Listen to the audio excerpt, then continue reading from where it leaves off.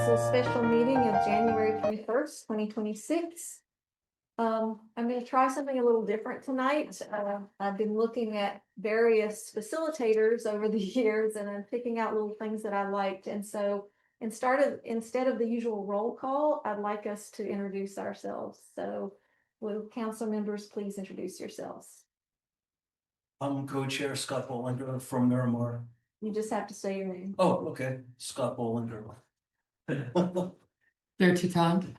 Connie Santilli. Manuel. And Kimberly Williams. Okay, if the secretary could record that for the minutes. First on the agenda is the Board of Supervisors report and reports from other government officials. I think we have Marisol here tonight. Marisol, would you like to give us a report for the supervisor's office? Sure, thank you, Kimberly. Good evening to everybody. Happy New Year. Glad to be here with you all. As Kimberly stated, my name is Marisol Escalera, and I'm now Chief of Staff to Supervisor Ray Mueller. The only clarification I have for tonight is that I wanted to make sure that the community knows that the Seal Cove meeting had been changed to February 18th at 6 p.m. and it's going to take place at our Coastside office. And this meeting had been changed, unfortunately, due to stakeholder availability. The other thing I wanted to mention is that if it's possible, with hopefully 3 days in advance, if you can possibly send me any questions you may have prior to any MCC meeting, I would really appreciate it. That would help me be fully prepared for any. Recording in progress. We're happy to do that, Marisol. Okay, thank you. Does anybody have any questions for Marisol? No.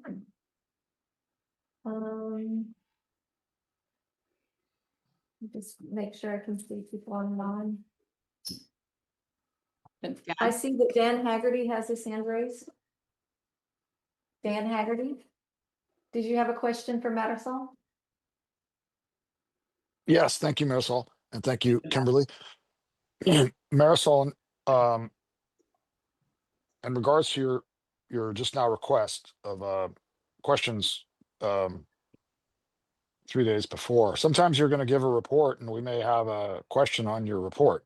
So Sure. is it just, it's just I'm taking it as kind of a request if possible, but sometimes it might not be possible, and that would be okay. If it's not possible, if something comes up and there's a question, like real time. Oh, sure. Thank you, Dan. No, just to clarify, so if there is anything you may have a question about regarding an item that I'm reporting on, of course, I'll do my best to try to get an answer for you, or if not, I will definitely follow up either the next day or when I check in with the appropriate county personnel or other personnel that may be in a better position to provide an answer, or after I check up on things to make sure that I'm giving you the appropriate information and accurate information. So. Okay, I understand. Thank you. Thanks, Dan. Okay, thank you. Do you have a question, Connie? I did. Maybe it was just my lack of awareness, but Supervisor Mueller's had the town hall. It seemed like a short window of notice that we got from that. And if there was any particular outcome that you'd want to share from that meeting, I don't know if anybody from the council got there, but it was kind of only a couple days notice that we got for that. Is that correct? Marisol, do you want to answer Connie's question? Thank you, Connie. So we did have it was more of an open house where, in collaboration with the Silicon Valley Foundation, Community Foundation, so that they could also get to know some of the coastal community members and also organizations. And I'm sorry about the short notice you may have received. The only thing I think that I learned was that perhaps there was an incorrect email where maybe people were registering. I think that issue was fixed later on, but I did get word from Greg that there was an email where it may have been missing a letter or something like that, but it was corrected immediately. I believe it was posted a few days or weeks, maybe two, if not possible, if I'm not mistaken.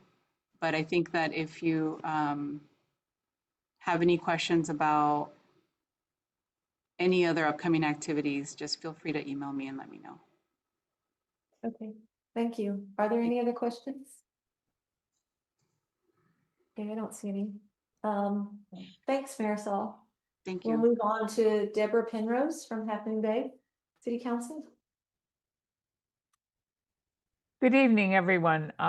Thanks for inviting us here. I went to the open house for Ray, and there were several council members there, including the mayor. It was nice, just a nice social time. I got to meet I forget her name, but the head of the Silicon Valley Foundation. Lovely lady.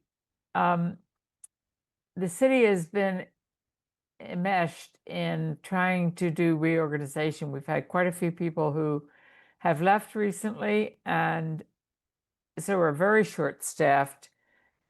We also have asked the city manager to please look at reorganizing the way things are done in staff and try to figure out whether we have the greatest, the best mix of people on staff. At any rate, that's all going on. Last night at City Council, we had a large heated discussion about rent stabilization, i.e. rent control, and our rental registry program. And it looks like the majority of council, 3 out of 5 of us, have decided to get rid of rent control. Rent stabilization is still, rental registry is still in the works.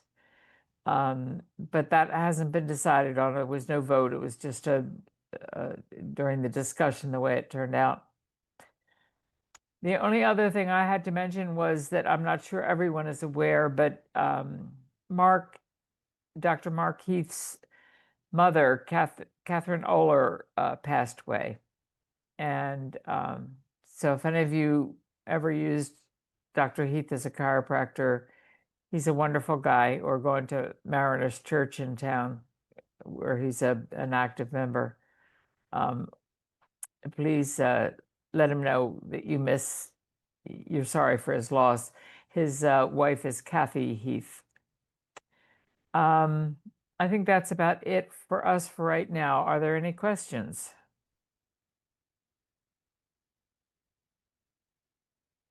I don't see any.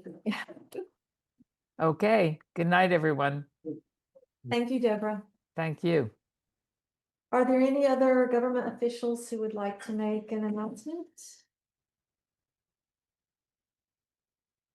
I don't see anyone. So we'll move on to public comments and Oh, announcements. Greg has his hand up. Oh, who does? Oh, Greg Diegas. I'm sorry. That's for public comment. I'm not a government official. Oh, okay. Okay, if you could hold just a second. So public comments and announcements. I just want to say that members of the public may speak up to 3 minutes on any matter not listed on the agenda that is within the subject matter jurisdiction of the MCC. Those wishing to speak on a specific agenda item will be given the opportunity to do so during consideration of that agenda item. And I'd like to begin by making 2 public announcements. The first is, I'm sorry to announce that Councilmember Kevin Sniczynski has resigned from the MCC. And I would like to thank Kevin for his service and contributions as a council member. We now have 2 vacancies, and these will be posted for application very soon.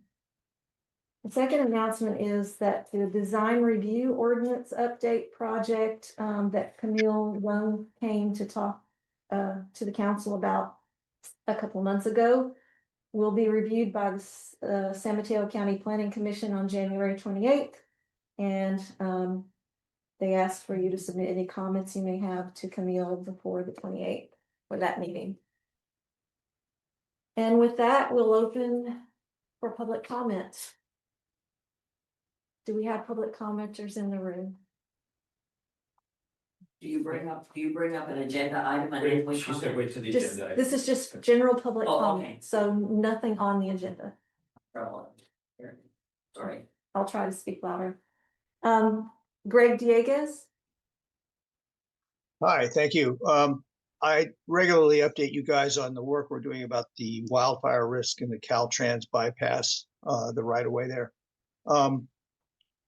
Just this week, just today, Montero Water and Sanitary District released a letter in support of our efforts to everyone under the sun, the entire Board of Supervisors. The council should have gotten a copy, as well as Caltrans State Transportation Commissions and other officials, because that right of way has not been maintained for decades by Caltrans and is now a fire risk. So that was good news from our point of view. Yeah. No one's all I that stuff. wanted to mention, There's the ones I that wanted block to my view. mention that Or I put a cell someone phone is- tower up. It's like a plenty of reception here. someone is talking. Your mic here. is unmuted. would everyone please mute themselves? Thank you. So sorry. Where was I? I wanted to note that what came out of that meeting with Ray at the open house is that he has now been given the role of liaison with the Department of Emergency Services. I don't know if that will help his efforts to further assist us in getting Caltrans to do some work in that right They're of not way. seeing us, sweetie. But I know that all of us are concerned about evacuation, and he apparently will now have a role there. So I'm glad to see that. Finally, our group will hold a community meeting in February to discuss the situation in the right of way, about a month from now. We may have more progress to announce, or we may request community support to do something more forceful than what we've been able to accomplish so far, because Caltrans has done an insufficient job, and that's what Montero Water and Sanitary District said. So just be aware that we may be looking for some further community involvement. Thank you. Thank you, Greg. Dan Haggerty? Yes, hello, can you hear me? Yes, thanks. Yeah, I just wanted to say that at that open house, I met and spoke with Jim Pruitt, and Tom Matoush was there with him. I asked him for the status of what's going on with their plans for the land immediately north of Sam's. You know, they have an idea of proposing a parking lot with RVs. He told me that everything's still in design, and that he thinks in 2 months he'll have something to share with the public.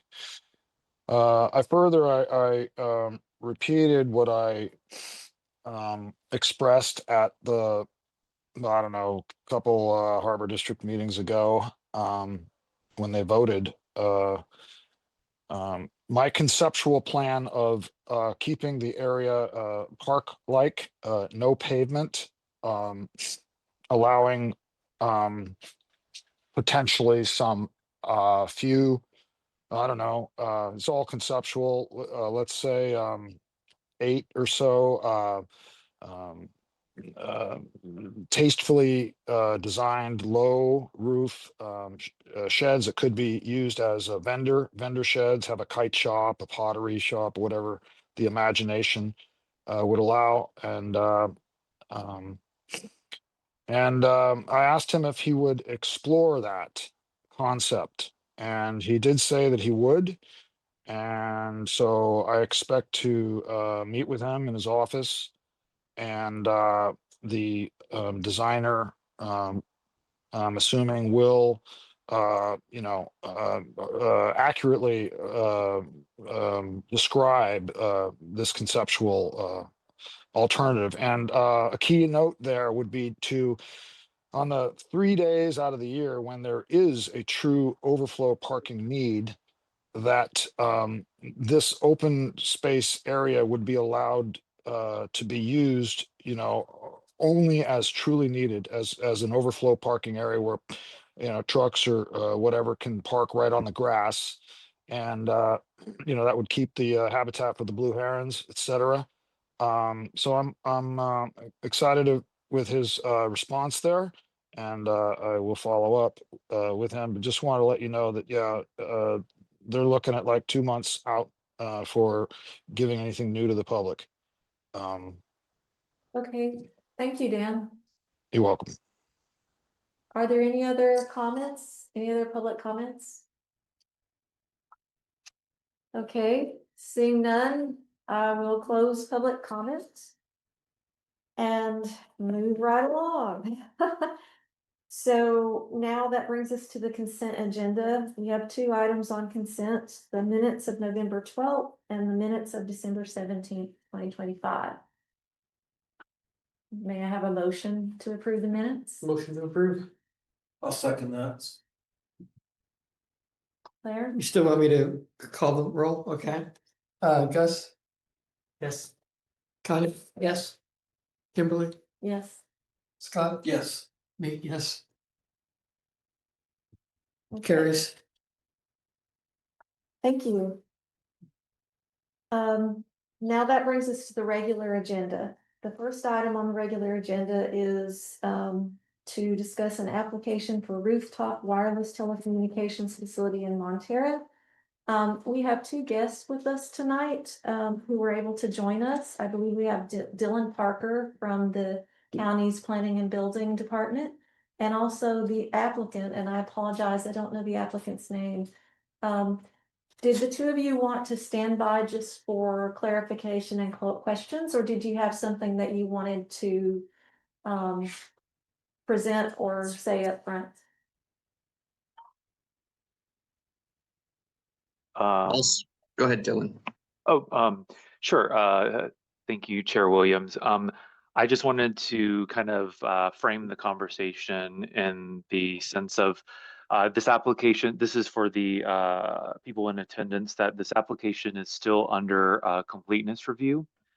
And so I'm prepared tonight to answer any questions that are related to the process, the required permits. And so I just wanted to make sure that that was understood, that this application is still being reviewed by staff to determine completeness. So we may not have all items. There are some items that are outstanding, and I'm happy to list those if the council or public wishes. And I will turn it over to Nick. Thank you. Yes, and Chair Williams and members of the Midcoast Community Council, I am the agent on behalf of the applicant. The applicant is T-Mobile. I have a series of photo simulations that shows what the proposal would look like if it was approved to be built. And I'm also here to answer any questions that either the council has or any members of the community regarding the need or the merits and any sort of technical, I guess, questions that may arise from this meeting. Thank you. Great, thank you so much for Yes. coming to the meeting. Claire, do you have a Nick, question? could you give me your last name for the minutes, please? Yes, Claire. My first name is Nicholas. My last name is Tagas. It's Greek, so it's Tagas. Sorry if it's complicated. Tagas. That's Oh, right. Yes, thank ma'am. you. Thank you. Tagas. Okay. Okay, What's a picture of the proposal? Could you put that on the screen? I think we can do that. If I have permission to share my screen, I am more than happy to do so. I just I want to defer to the council on how you want to run this portion of the meeting. I don't want to get ahead of ourselves, but yes, whenever you're ready, I can definitely show those photo simulations. Yeah, no, that would be great. Connie, can you give him? You know, I think permission it's to- in the host tools, right? Mhm. So, yeah, the host has disabled participant screen sharing. So once that's abled, I will go ahead and share. Sorry, I'm just trying to find it in here. And while we're waiting on that, the owner of the property, Mr. Charles Dark, has been a member of the community of Montera for some time. He's the building is the wonderful a property there that is the art gallery downstairs. We're very, very sensitive to the frontage of not only his building, but of the downtown there. And we're also very sensitive to the lack of communication. Unfortunately, he was unable to join tonight. Ironically, they're having phone issues and internet issues in Montera. So otherwise he would have joined tonight. Wow. Can you try now? I would like to practice. Let me try now. Yes, I am able to share my screen now. Thank you so very much. All right. Let's go to Charles. Okay. Let me know if you can see my screen. We can. Yep. Is this an overhead view of Highway 1, Main Street? Yes. Wonderful. So my client T-Mobile hired a third-party engineering firm that conducts what are called photo simulations. These photo simulations are not just artwork, but they're done using drone technology. So what the engineer utilizes is a drone that flies up into the sky and stays there and pinpoints the location of the proposed facility. And then the photo simulation engineer walks around the town and takes photographs from a couple of different angles. Tonight, I wanted to highlight to you 2 specific angles that would be visible from the public right-of-way. So to be clear, T-Mobile is proposing to install communication antennas on top of the art gallery. And instead of letting them be bare to be seen from the public right-of-way, T-Mobile is committed to spending a great sum of money to create an architectural feature that not only blends in with the community, but blends in with this building. With that, we'll go ahead and get started. So this is looking from Main Street up towards 7th Street. So this is the art gallery as it is now. And this is what it will be after the proposal. Can you comment on the height of that structure? So the drawings show the height of that structure, and the height of that structure is no more than, I believe, 10 feet. And that's because structural, there's a wind load capacity. And we're also adhering to the zoning ordinance of rooftop co-locations as allowed in the ordinance of the county. The documents that have been presented indicate that the structure is 41 feet 1 inch, not 10 feet. Say that again. The documents that were included in the disclosure said that the structure was 41 feet 1 inch, not 10 feet. That's from grade, sir. So from the ground to the top is 41 feet. I thought 40. That's not what you've indicated here is. I don't think represents that adequately. We can when we're ready, we can pull up the drawings and we can show you what from grade to the top is. And then we can address any other comments or questions or concerns that you have, if that's what you would like. Yeah, let's proceed and then we can ask those questions at the end. Great. Right here is again from Main Street. We're looking towards the building. Here's the art gallery as it is now. And here is the faux penthouse that's being proposed. Again, the goal is twofold here. Improve communication services in Montera, but at the same time, and most importantly, enhancing, improving, and not decreasing the aesthetics of the community. This is a unique project in that T-Mobile is not proposing a freestanding cell tower, which I think would be wholly not feasible in this area and would degrade from the community, even though communication services are just as important as sewer, water, and power. we do need communication services. However, we should not do that at the detriment of the overall community aesthetics. And I think that T-Mobile's design is finding that balance. Now, I will stop sharing my screen for the moment while I dig in my files and grab the drawings, and then we can address the overall height of what we were discussing, if you allow me that opportunity. Yes, thank you.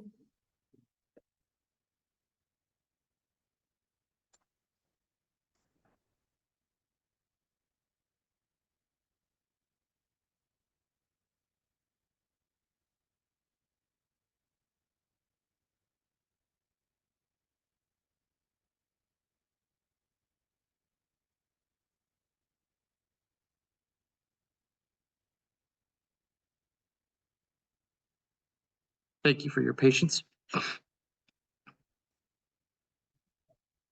Nick, in the case of power outages, what's the proposal for powering this device? Thank you for asking. Wait to the end so he can finish his presentation, and then you can come up as a speaker and use this microphone, and he'll be able to hear you clearly. Great. Thank you for that question. So because the parcel is somewhat smaller than would allow for a backup generator, T-Mobile is proposing to have backup batteries that will be fully enclosed in cabinets, and those batteries will be located in the basement of the art gallery, so they would not be seen from the public right-of-way. And then secondarily, there is parking spaces in the private properties, backyard properties, so not facing Main Street. And there will be what's called a generator plug or a gen plug. So the backup batteries allow for 24 hours of backup service to allow what's called a Tiger team to then mobilize to the site and plug in a backup generator to allow for the communication services to continue until power is restored. The backup generators that are proposed for all the major carriers are typically a 30 kilowatt whisper quiet Generac generator. But again, when a major power outage happens, communication services are very important. And then the concerns of potential additional noise, and I'm very sympathetic to that. But I live in a very rural part of Placer County in Northern California. Folks' rooftop air conditioners that are 4 tons are typically louder than these generators. But to answer your question, there will be backup batteries underneath the building in metal cabinets. And then there will be an opportunity to bring in a generator if the local power utility can't bring power back on, to ensure that communication still stays. Now, if we go through the plan set that was previously submitted to the planning department, we'll get to the roof of the building, the height, and the overall height. Okay, so I'm going to zoom in here because I'm not sure how easy it is to see on your screen there. But the current top height of the building is approximately 28 feet, 2 inches from grade. T-Mobile is proposing an additional height of, I'm sorry, I apologize. 42 minus 28. My public education failed me, so 14 feet. So there is a 14-foot increase from the edge of the current roof line, and that is the top of the roof line.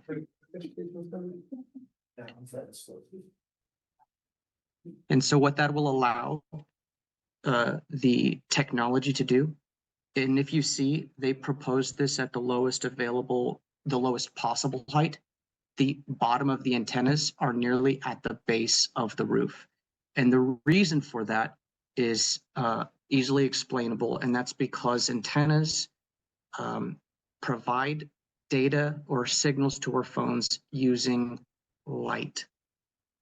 And if light can't see out, then it can't communicate with our phones.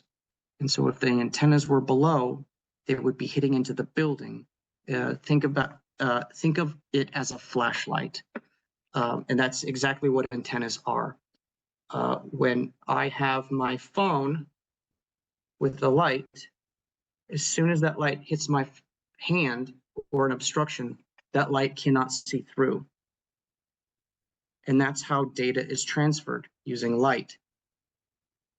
And that's why the antennas are positioned at the lowest height manageable, while also adhering to the local ordinances.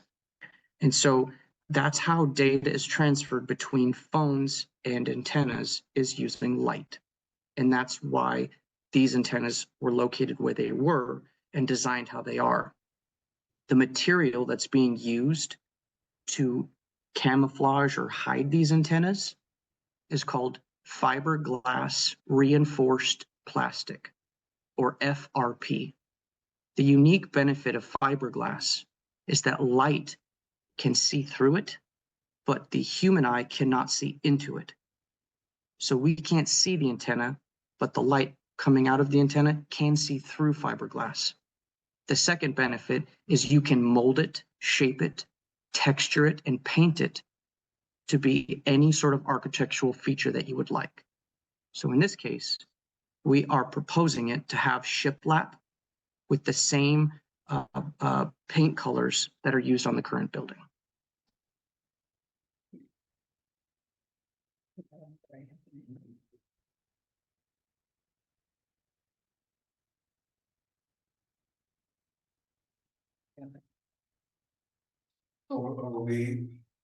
Are you finished, or is there more? I'm more than happy to answer any questions that any of the other Okay. members of the council have. And then if any of the public would like to have any comments or questions afterwards, I'd be more than happy to address those. Thank you so very much for your time.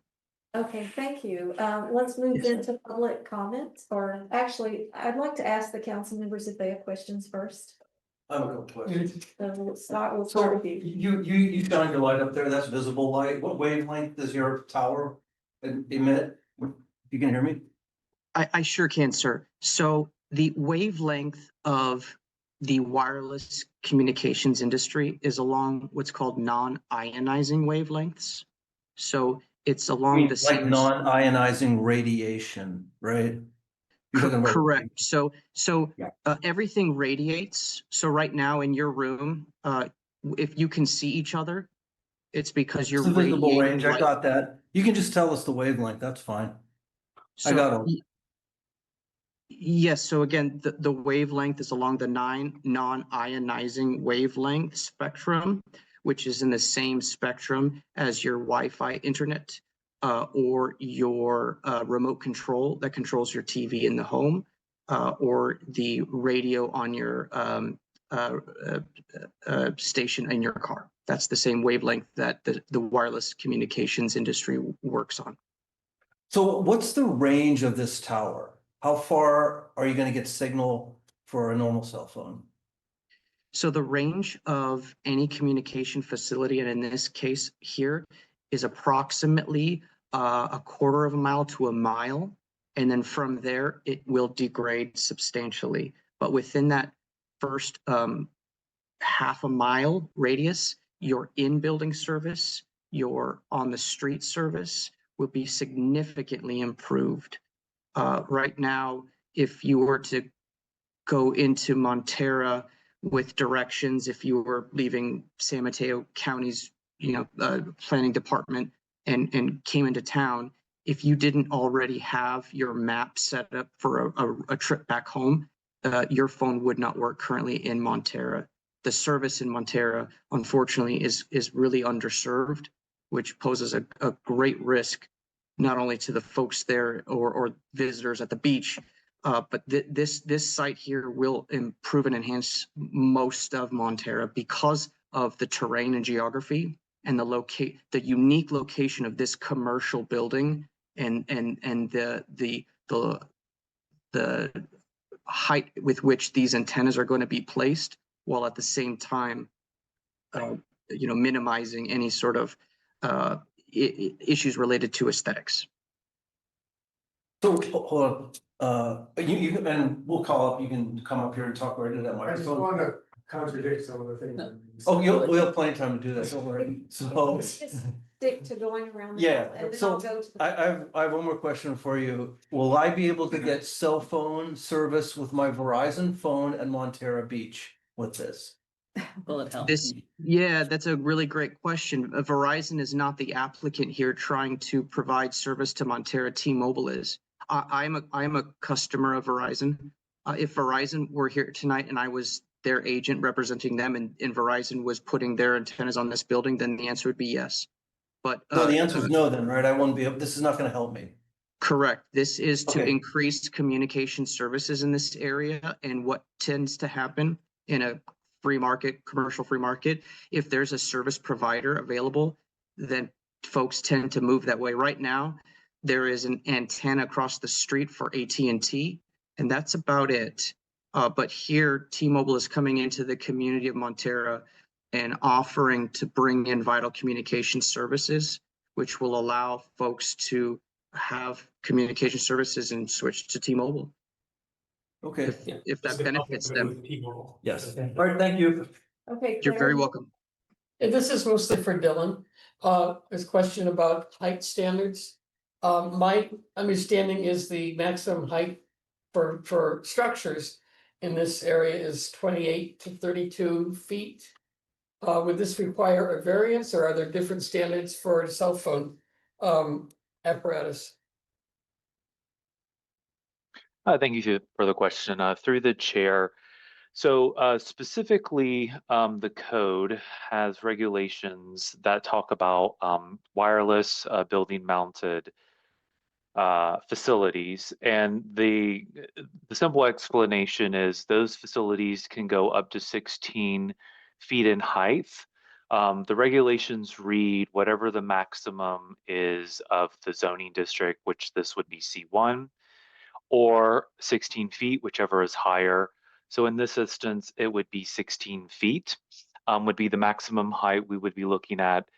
As far as the required permits, fundamentally, because this is a new story, it will require a design review permit. That is an application that that is part of this application packet.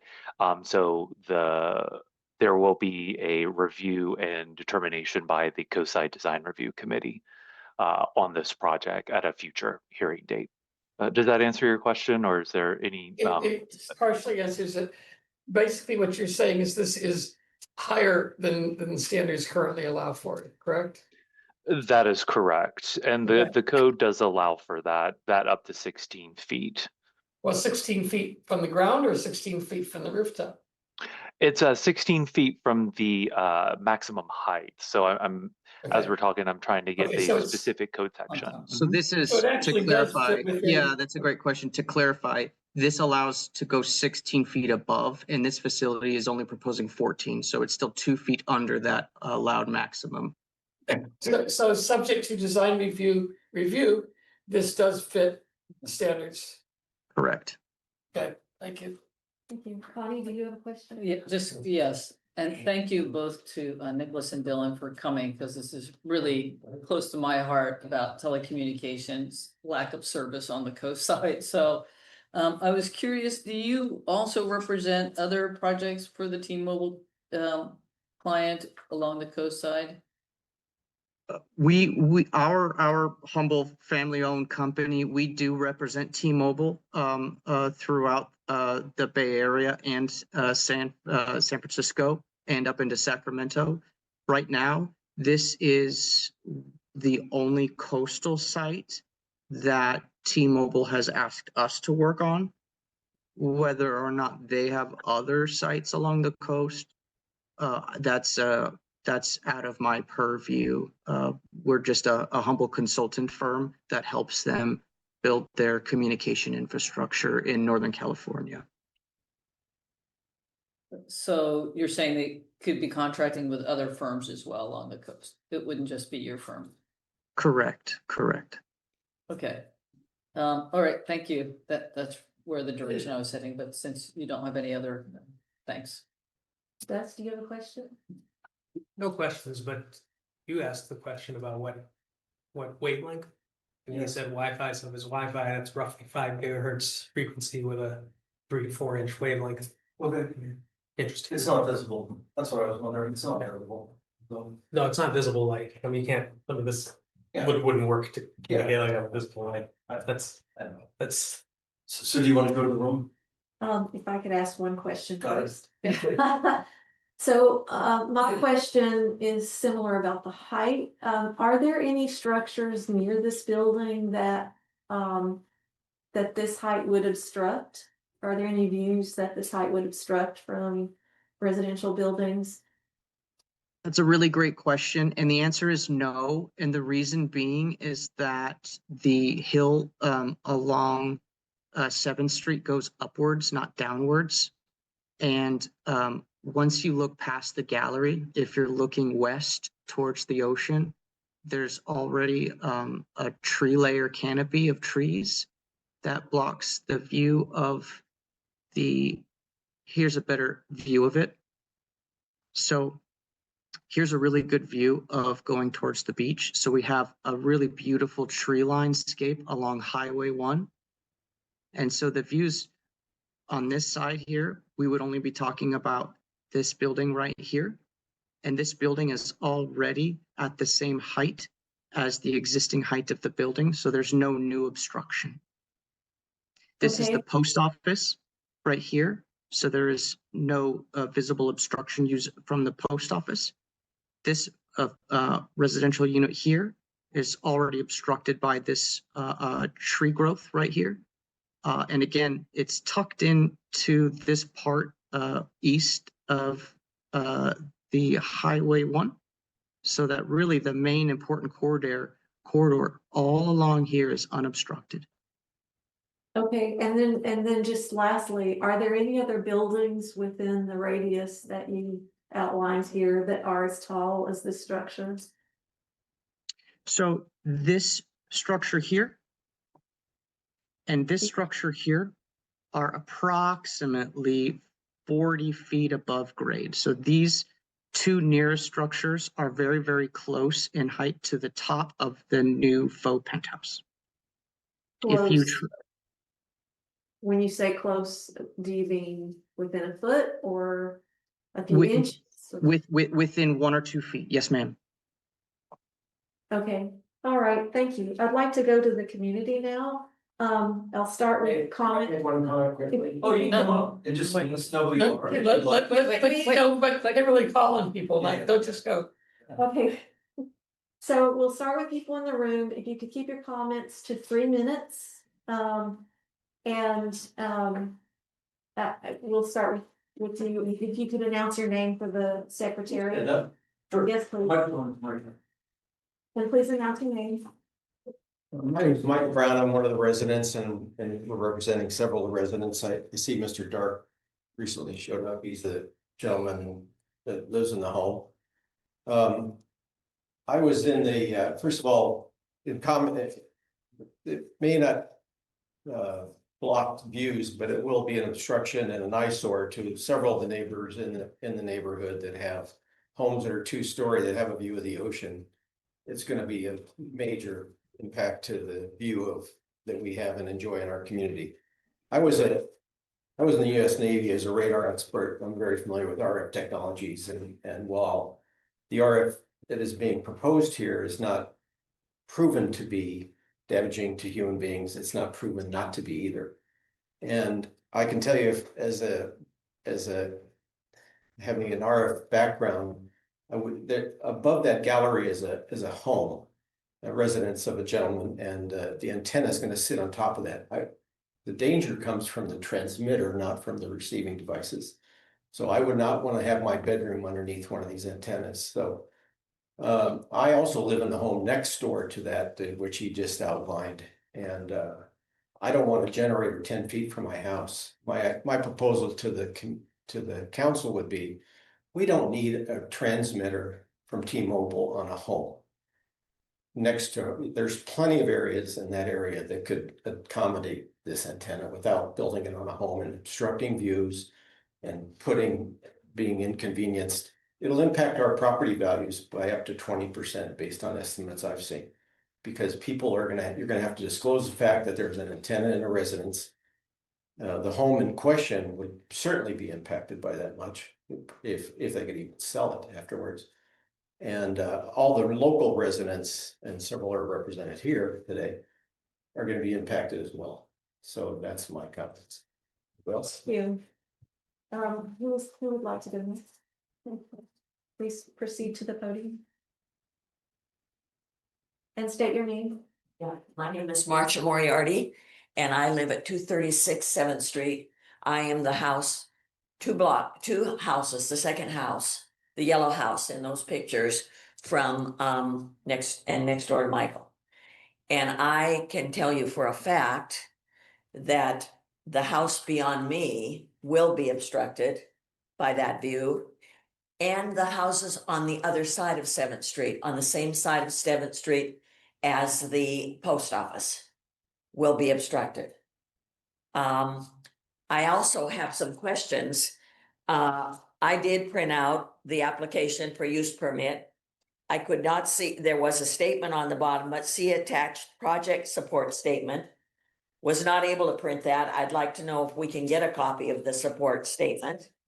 I question what other documents. I understand that the planning commission person said that this is under completeness review and not complete. I'd like to know what wasn't submitted that isn't complete. I question the fact that even if there is a 16-foot allowed height restriction, and this is only 14 feet, I would question and wonder for planning, and maybe this is a planning thing decided later. It's one thing to have a single structure, you know, like a pole, like we usually think of an antenna, and have it be 16 feet or 2 feet higher, you know, or like that. But we're talking about a solid structure there. It may be made of fiberglass, but from the outside, it looks like solid and mass that is going to stand in the way, you know, to increase that height. If I understand correctly, since this is an application for a use permit, if I understand correctly, there will be an additional application now to meet planning and all of the things. And I'm questioning, is that when you see one of these, you know, what we see, these orange mesh things with all the poles and everything that would show what this really looked like? And will the community then be notified as though there were going to be a structure built in there and have additional comment for the community before this would be approved? Those are some of my questions. I did print out the San Mateo County wireless telecommunications facilities document, and it refers to, and I see that this application spells out clearly that it is not a co-location. I don't know exactly what that means, a co-location as opposed, it's a new application as opposed to a co-location. In my naive view, I would think co-location would mean that you're gonna try to cooperate with an existing you know, device across the street, that if AT&T or somebody has a location already, that there would be an effort to cooperate with that, not put in a new. I don't understand why we need a new tower in there when there's already one on a commercial building across the street. My third question is, I understand that much of the San Mateo County document refers to restrictions in a residential area. This is effectively a residential area, although I believe there's a strip along Main Street that is mixed use. I haven't checked whether mine is mixed use 2 doors down or not, but it seems to me that it should be taken into consideration that if there's only a strip that's mixed use and the rest of that area is residential, it should be considered when you're putting something like this in. So those are my comments. I don't know if I've gone by on 3 minutes or not. Thank you, Marcia. Dylan, would you like to attempt to answer her questions? Absolutely. I just want to make sure I have all of them before I kind of go through the list. So I think the first question was how to access the application items that we've received to date. The second question I heard was what were the outstanding items that we're requesting. The third one was how the neighborhood would be notified for the design review project. I believe the example of story poles, the orange net meshing, sorry, was the example given. And then also the question regarding what is co-location in respect to what is a new facility versus co-locating facilities. And then I believe the fifth question was, what is the zoning designation of the subject property with respect to residential versus mixed use? I just wanted to make sure I had all the questions through the chair before I went through and answered them. Yes, those are the questions that I heard as well. Great, thank you. So the first item, how to access the items on Acela, I'm going to give 2 ways. The first is, and I will drop my email within the chat as the assigned planner. You're welcome to reach out to me and I can help you navigate any of the information. If you are unable to access it through the second option that I'm going to describe. So if you look at the agenda item, I believe that there is a hyperlink on the agenda for the project file. And so all of the documents are located within that hyperlink. If you go to, I believe, I'm just looking for a moment. I believe there was a hyperlink listed. I apologize. It's not on the agenda, but I believe it's on the MCC's website through the chair. Is that correct? That's correct, yes. Okay. So to the member of the public, if you're familiar with the MCC's website, it's hyperlinked on the agenda information for this meeting. But if you do have any questions, please reach out to me. I'm going to give my email just verbally. So people that are in the audience, it's going to be J as in James, Parker, Parker, my last name, and the number 1. So that's J Parker 1 at SMC, so San Mateo County, the acronym, gov.org. So jparker1 at smcgov.org. So specifically to the member with the great questions, if you have any issues, please reach out to me. I can either provide you the documents or I can walk you through how to get them.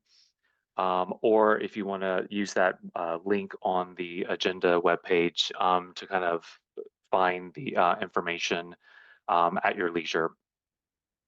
In terms of segueing to the second question, what are the outstanding items? And so currently the outstanding items that I'm waiting for and the applicant is aware of is a completed, signed, and dated design review application form.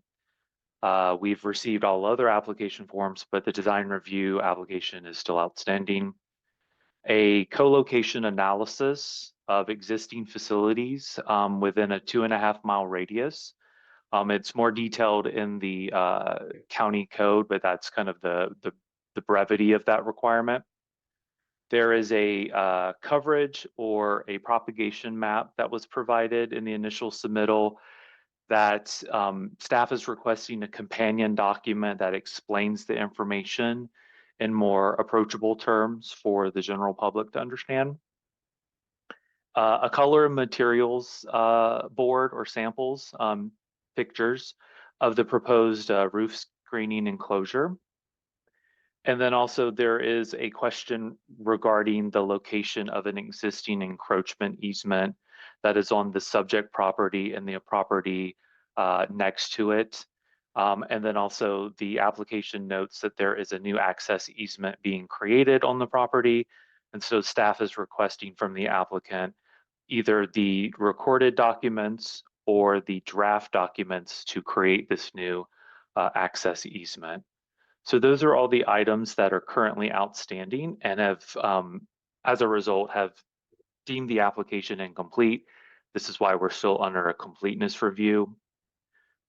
In terms of the question related to how will the neighborhood be notified of a design review project? There are actually two options that the applicant can choose. The first, which is the example that the member of the public provided, it's the story poles, so the orange mesh netting. Or the second option is a demonstration, it's a rendering which demonstrates scale. So what this would look like is a notice board would be on site and it would have renderings of the proposed additional height of that story.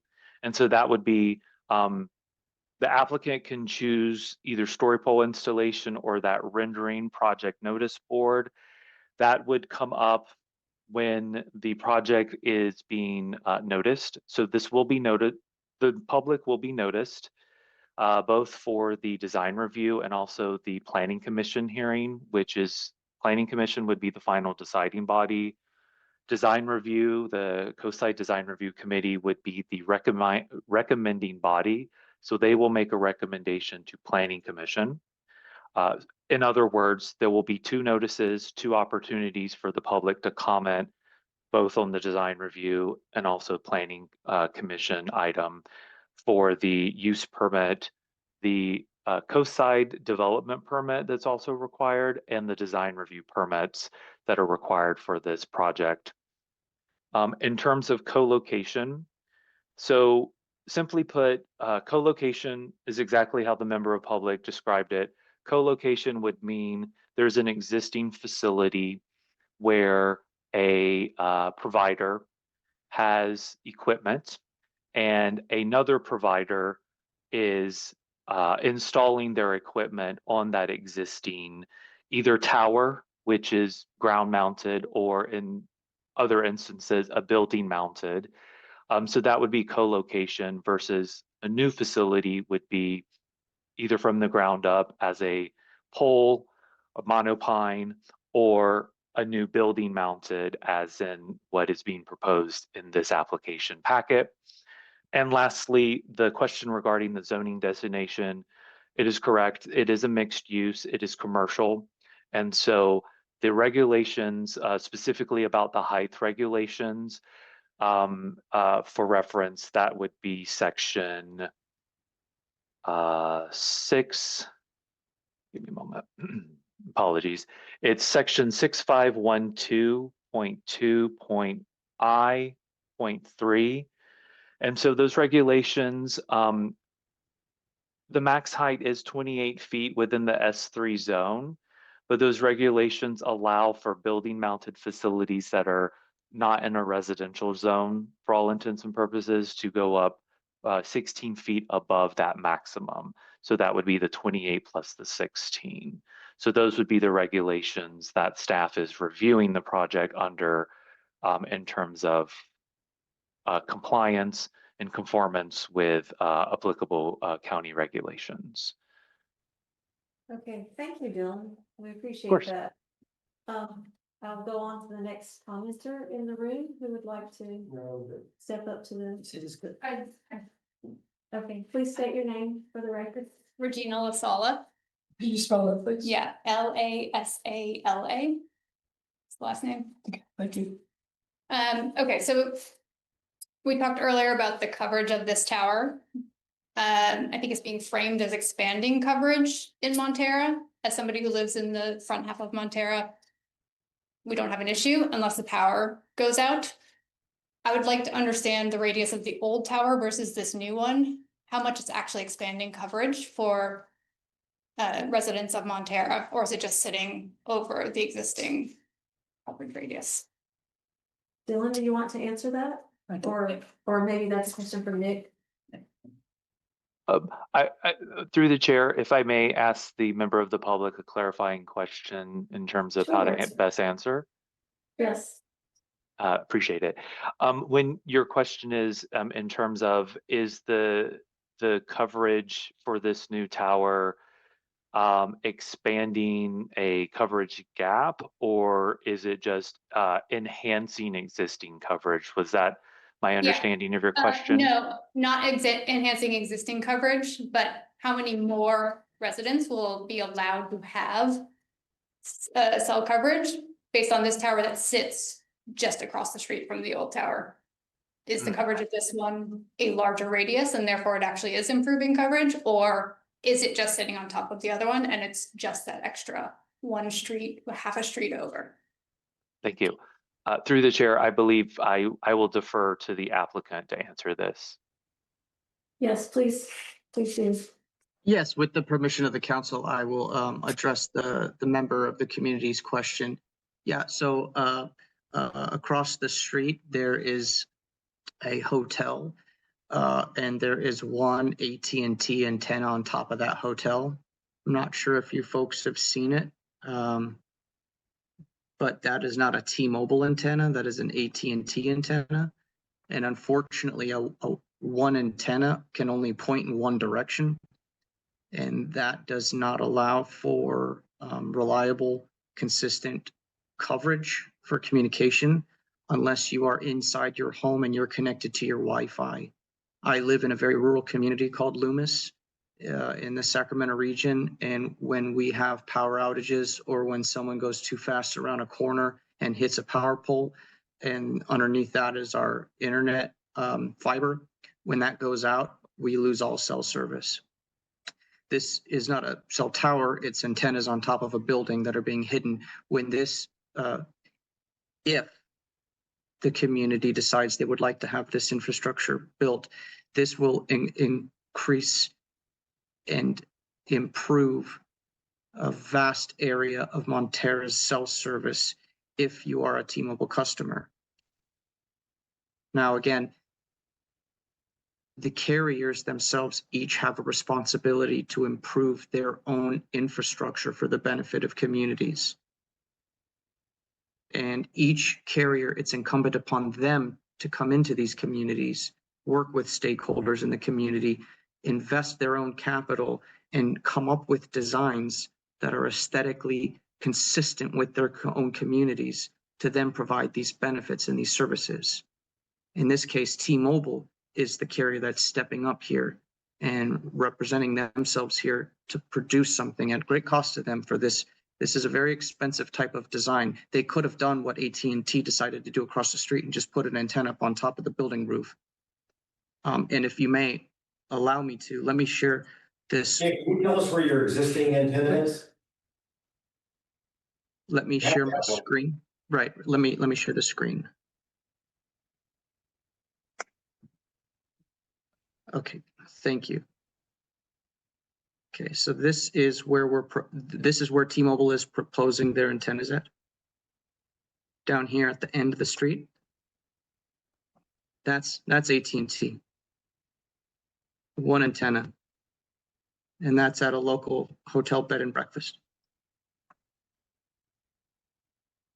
There's no room on this roof to install antennas that will serve the community, because again, you need more than just one antenna. But regardless, even if you just put one up, this, I would say, is not something that is aesthetically pleasing or consistent with the town's desire for a coastal community when you compare that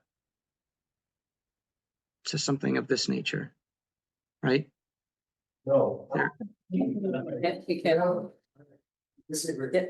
I think I'd like to move on to the next commenter. Mr. Sure. Brown, appreciate Thank your interest and your enthusiasm, but if you could hold your comment until we've gone to all the other participants, that would be helpful. Was there anyone else in the room who would like to step up and ask a question or make a comment? Seeing none, I'm going to the folks online. The first person I see is Leo Gomez. Leo? Hey, Council. How are you? I'm going to go over a couple things really quickly here to try and standard my 3 minutes. For the people in the room wondering the frequencies, they are 600, 700, 1700, 1900, 2100, not in the visible spectrum. Nick, I'm not sure why you're mentioning that the tower you just pointed out is not T-Mobile. That is in fact a T-Mobile tower, and the chimney next to it is AT&T. There are two towers there, right? That tower does not support 600 megahertz. So I'm going to give you both sides of the story here really quickly. This tower will expand coverage in Montera. It's in a better position. There's more line of sight to get that signal further. It has a lower frequency, which is going to penetrate walls and travel a little bit further than what's currently here, right? And you're going to get way more capacity. You're right. There is one probably omnidirectional, maybe two slightly directional antennas in that cylinder on top of the Ocean View Hotel now. This will put 6. Okay. The other thing I'm really concerned about, Nick, you said 24 hours of battery backup, but by your own drawings, it shows that you have a 10 kilowatt load and 42 kilowatt hours of storage, which on rough maths gives me best case 4 hours of battery backup. And in Montera, that's just not good enough. There are generators close by. Mike, I'm your neighbor there. That antenna is pointing right into my building too. I don't like the radiation either. But I've taken meters. It's well within the FCC standards, maybe slightly above when I'm standing outside, and then less than half of that when I'm inside. I have RF meters for all of this, and I've done the math on this. This also is going to raise the capacity for Montera neighbors, and if they can get a reliable source of energy there, then you're talking like a second home internet provider, not just Comcast in town. Big benefit to town. There's another tower at the MWSD office, but it doesn't cover the north part of Montera just because of the geography here. I'd suggest, if we're worried about how big this thing is, maybe put them into small smokestacks, things that look like smokestacks, almost like the cylinder that's on top of the hotel now. I've seen them in San Francisco. They're not terrible, and they won't block as much view. If we're concerned about the radiation on top of someone's building, I would recommend a heavy metal sheet that could block it. Mike, you might agree as a radar tech that could help a little bit. It's still not great, and at least these antennas are very directional. Waving your head, no, maybe not. Curious as to also why they're not bringing in 2.5 gigahertz. Is that just because of the absorption that we're going to get with the foliage around here? I think those are my quick comments. Yeah, keep it under 3 minutes. Thank you. Greg Dieguez? Some of you know Leo was the primary author of the telecommunications study that I co-authored. And Montera was cited in a national report as the worst cell phone service in the country. This will, for T-Mobile customers, solve that problem. I live 1.5 blocks up 7th Street from the proposed installation. So I do have some concerns about the radiation coming through my window. And I would point out the radiation is not going to be directly beneath these antennae. It's going to be where the radiation is broadcast. And so I'm one of the people who's potentially vulnerable. I second Leo's concerns about backup battery life. We have outages over 24 hours every other year. So what happens? I would like an explanation of what happens to continue operation once the batteries kick in. T-Mobile realizes it has an outage and before they're exhausted. T-Mobile is now my vendor. I switched earlier this year. I have poor reception and I'm 1.5 blocks up the hill. So I'll benefit greatly, but again, we'll lose our status as the worst cell phone service in the country. I am concerned that there's a cancer risk, and we have some neighbors who oppose an installation at the Alta Vista site up the hill, MWSD property. They forwarded to me a number of European studies on cancer risk from the radiation. And Leo and I have done a little research with AI, and the analysis we got says that there's not a substantial cancer risk with the current technology in the current plant context. Although, because one of those antenna might beam right into my second floor, I am going to be doing more in-depth research, but at present, I'm not prepared to file an objection. I do see benefits to the rest of the community. This is a major expansion of coverage if you switch to T-Mobile. In terms of lifeline communications, and you may remember the storm of 23 when we couldn't even reach Ray Mueller, even when I went down to Half Moon Bay. So this could help if the battery backup is working. And also to evacuation and to tourists who use T-Mobile and who will need evacuation instructions. So there are significant benefits. I do agree for the people who brought this up, they will lose some of their view. I'll lose a tiny part of my view. So there's a trade-off here, but there's safety benefits, convenience benefits to the community as a whole. So I appreciate that this is going through a serious review process. I would comment to the planner, and I wish Lisa Ketchum were here to say this, but storyboard is the only true representation. We should never have allowed those mechanical views to be accepted. We really need a storyboard. That would really help resolve this. But they are taking a sensitive position here and trying to do this. My one last question will be, what provision is being made to measure the radiation intensity at various sites within line of sight of these 6 antennas so that we can complete an assessment of whether we feel we're at risk? Although, as Leo said, he doesn't, and he's a pro at this. Thanks for your time. Thank you, Greg. Whoa. Oops. Chris Lundy. Thank you. Thank you so much. Asking on behalf of multi-inquisiting mothers of Fairlawn View students, if this tower will increase the T-Mobile specific service at the elementary school, since as they have a lot of issues getting service down there.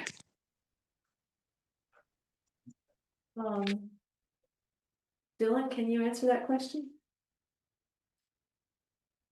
I can answer. I would that. defer to Nick, yes. Yeah, I can answer that. And yes, the area of the Fairlawn View Elementary School is within the quarter to half mile radius of improvement of services based on the location of this rooftop proposed facility. Okay, thank you. Both indoor and outdoor coverage shall see significant improvement. Great, thank you. You're welcome. Laura, Laura Hanson. Hi, thank you. Thanks to my neighbors who have spoken so eloquently before me and asked really great questions. So I don't have any specific questions. I think good ones have been asked. I've learned a lot, but I do want to go on record with some prepared remarks that I'm going to just read to you guys. So I want to begin by saying that I understand the importance of reliable cell service. We all depend on it for work, safety, and staying connected. This is not an argument against technology or progress. It's an argument for thoughtful placement and responsible decision-making, especially when the proposed solution places a large cell tower directly on a residential rooftop in the heart of our neighborhood. First, I ask you to consider the impact on home values. Our homes are not just buildings, they are our largest financial investments and the foundation of our family security. Numerous real estate professionals acknowledge that visible cell towers in close proximity can deter buyers and reduce property values. Prospective homeowners often worry about aesthetics, long-term uncertainty, and perceived health risk, even when those risks are debated. Whether those concerns are scientifically settled or not, perception matters in the housing market, and diminished desirability affects all of us, not just the immediate neighbor. Second, there are health considerations. While companies and regulators may state that emissions meet safety standards, many residents are understandably uneasy and about having a powerful transmission source just feet away from bedrooms and living spaces. The science around long-term exposure continues to evolve, and history has shown us that safe has sometimes been redefined only after years of widespread exposure. It is reasonable, not radical, for a community to ask whether a residential rooftop is the right place to test those assumptions. Third, there is the issue of visual impact and quality of life. One of the most valuable and intangible aspects of our neighborhood is its open horizon, the sense of space, light, and calm that drew many of us here in the first place. A cell tower will permanently alter that landscape. Once it is built, the obstruction of views, the industrial appearance, and the sense of encroachment cannot be undone. This is not a temporary inconvenience, but a lasting change to the character of our community. So finally, I ask that we consider alternatives. There are other locations, commercial zones, existing infrastructure, less intrusive sites that can meet coverage needs without placing the burden so heavily on the residential block. Convenience for a carrier should not outweigh the collective interest of homeowners and families. In closing, this decision is not just about signal strength, it's about protecting property values, respecting health concerns, preserving our environment, and honoring the voices of people who live here. I urge you to pause, reconsider, and seek a solution that serves connectivity without sacrificing the well-being of our neighborhood. Thanks. Thank you. Richard D'Amato?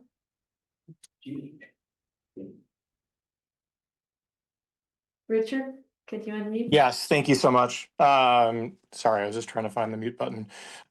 First and foremost, thank you for creating a forum for conversations like this. Deeply appreciate the chance to comment on these types of issues. My name is Richard D'Amato. I live at 287th Street. I am the house 3 up the street from this proposed location. of the new structure that would be significantly taller than all the buildings in the area. Let me come off or come on video here if possible. I would attend in person tonight, but we have our 3 girls that we had to put down, so I wasn't able to come in person. So thank you for letting us join via video. There's a couple things I want to flag here and ask questions about. First and foremost, the coverage gap. Just as a T-Mobile customer who literally lives 3 buildings from this proposed location, I can just tell you I have 0 coverage issues. I'm actually frequently using my T-Mobile phone as my hotspot for Wi-Fi because my Wi-Fi provider is not as good as my T-Mobile phone. And I've never had any issues with cell phone coverage or Wi-Fi hotspots as a result. So curious to learn more about what coverage gap this is supposedly filling, what proof exists to support this coverage gap being filled through this exact location. Also curious how many T-Mobile users will actually benefit from this. In terms of tower range, someone mentioned earlier that it's approximately 1/4 of a mile to 1 mile. Then it degrades substantially. Obviously, if it's only a 1/4 mile, a lot of the locations that have just been talked about actually aren't within a 1/4 mile of this. So I'm also curious about the specific benefit areas that we're looking to provide coverage from this location. In terms of the height, I can tell you from the views from multiple rooms in our house, this is absolutely an obstruction. The building in question, where you're proposing to locate it, is actually the tallest building in the area in terms of our views. This structure would significantly block the ocean view, would actually create a pretty noticeable difference in our views. From our conversations that we've already had with the real estate agents that we work with, to support Mike's comments earlier, this is at minimum a 10% potential, damage to our property value, upwards of 20%. So definitely a negative impact to homes. Again, whether perceived or real health impacts, it unmistakably would have a marketability issue for the homes in the area. And it would actually create a negative impact, for homes like ours that are going to be directly impacted by such a large increase in the height of a structure that is already the tallest one in the area. Would definitely love to better understand what alternative locations have been explored or could be explored. To the point about co-location, I'm not sure if these are literally the only 2 options for co-location or if this just seemed to be the most convenient one. Obviously, it feels like there are other locations that have been used for other antennas. Would like to better understand other co-location options. I would like to better understand other stealth designs. Obviously, it seems like there are other options in the area that are quite small in terms of the impact versus a rather large structure that is, it sounds like 14 feet higher or just under the 16 feet. And those are some of the main things for me. Obviously, more than willing to provide, visual proof of the obstruction. And I'm sure many real estate agents would be more than happy to support their, customers in the area where there are projections of 10 to 20% impact to price and value. Definitely feels like it's something that is, out of scale with the surrounding architecture and out of character for the neighborhood. Okay, was there one question in there that you would like Nick to answer, or? I mean, there are specific questions that I asked around coverage gaps and exploration of other locations. That would be good to understand. A lot has been made about the coverage gap, but again, as a T-Mobile user, I literally have no issues. So I'm a little surprised actually to hear about a cell phone coverage gap issue here. So I'd like to better understand the kind of the research that's been done or any kind of data. And I'd also like to better understand, the supposed benefit given that. And then the other question I had was around, location options and why this one, given that there seem to be other co-location options, and was curious what other options have been pursued.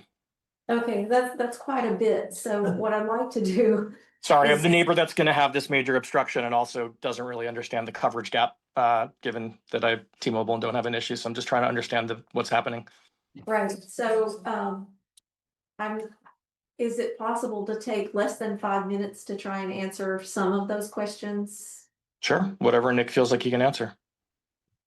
I'm sorry, did I go over the 3 minutes? I was timing, so apologies. Oh, yeah, I appreciate it, Richard. Thank you so much for your thoughtful questions and considerations and comments. I would only ask the council, would you like to have the rest of any community members pose any other comments or questions so that we could just sort of jot them all down and I can answer? We have one remaining commenter, and then we're gonna close public comment. So we could go ahead and hear the other commenter and then. Sure. Yeah, questions. I'll defer to the council, but maybe if you have, all public comments, and then I'll do my best to sort of, address, answer questions. We can also have people email you their questions as well. Sure. So let's do that. We'll go to Dan Haggerty. Dan is the last person for public comment that I see, and we'll close public comment after Dan. Dan, please go ahead. Okay, hi, you can hear me? Yes. Okay, great. Well, my question is about power capacity of this transmitter. Let's say it's energized with one power pack today. Could that be upgraded? What's the maximum power capacity and measurements in layman's term? Like, I understand frequency is one measurement, but the amount of kilowatts that, how is the power level? You could have, one it's got a range of, a half a mile. You got another one range of, 4 miles. Obviously, the 4 mile would require more power. So, and then power, my understanding equates to the, potentially harmful radiation. So that's one. What is the power capacity of the transmitter? And then second, have there been any scientific studies regarding two similar transmitters close together that may compound any potential health effects? So those are my two questions: power capacity and can two antennas compound potential health effects? Thank you. Thank you, Dan. So Nick, what I'd like to do is give you 5 minutes. What you can't cover in 5 minutes, then we will have people contact you for the answers to additional questions. Does that work? Wonderful. Wonderful. And you can also have them email the planner, and he can forward those on to my office, and we can share them with our client, the applicant. Okay. Okay, perfect. Thank you. All right, I'll do my best to slowly and clearly articulate and try to address the comments and questions. So I'll go backwards. So we'll start with Dan. So the carrier uses no more than 200 amps of power. So it's a 200 amp breaker.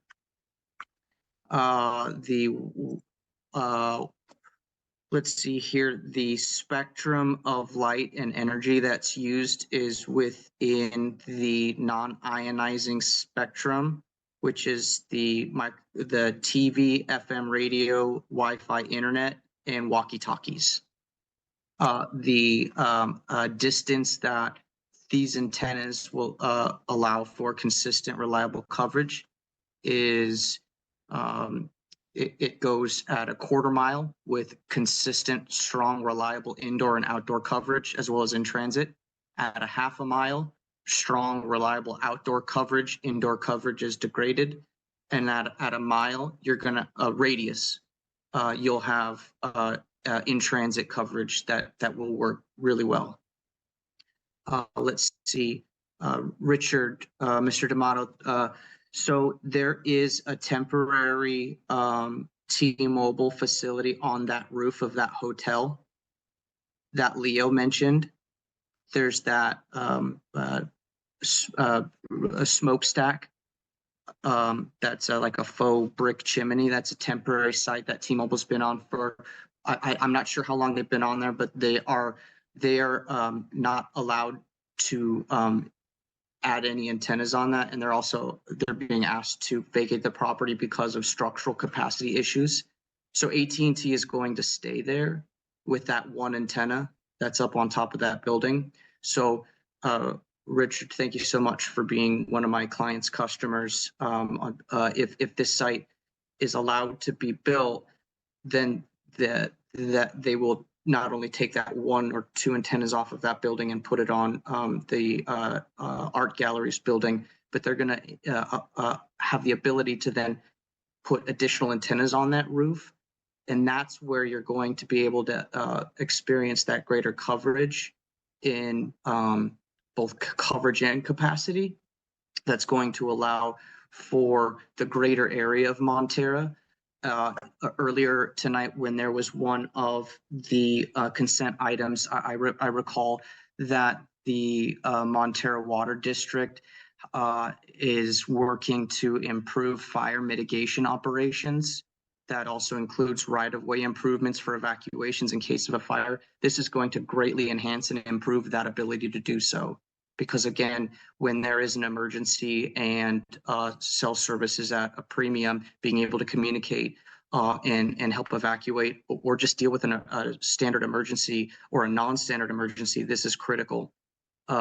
Let's see here. Property values. So that is based on a poll that was conducted in New Zealand a handful of years ago. And typically what we see is when someone visits the area and is looking to purchase a new property, they might see a cell tower in the background, a monopole or a lattice tower. The purpose of T-Mobile's investment here is to build into the infrastructure of the building to hide these antennas to the greatest extent possible. Even though perceptions can form realities to folks, I would say that this in and of itself is a, not only is it on the commercial strip, it is on the rooftop of a mixed use building. Dylan has an alternative site analysis, which we presented, which is very robust. And I'm more than happy to share that with the folks since I only have a few more minutes. But T-Mobile looked for a commercial building along the strip, closest to the highway, furthest from the residential units. And there was a handful of property owners that T-Mobile reached out to.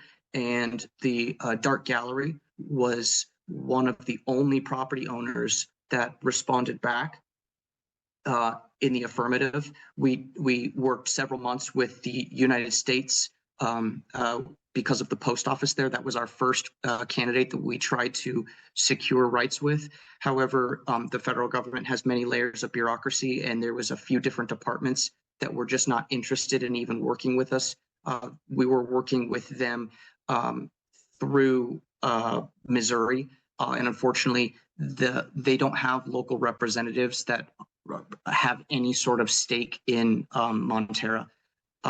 I'm seeing that there is some comments about some other places down the road, like a gas station.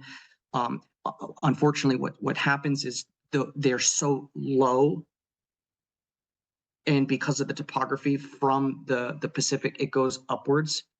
You have to find a balance because, again, light cannot see through obstructions.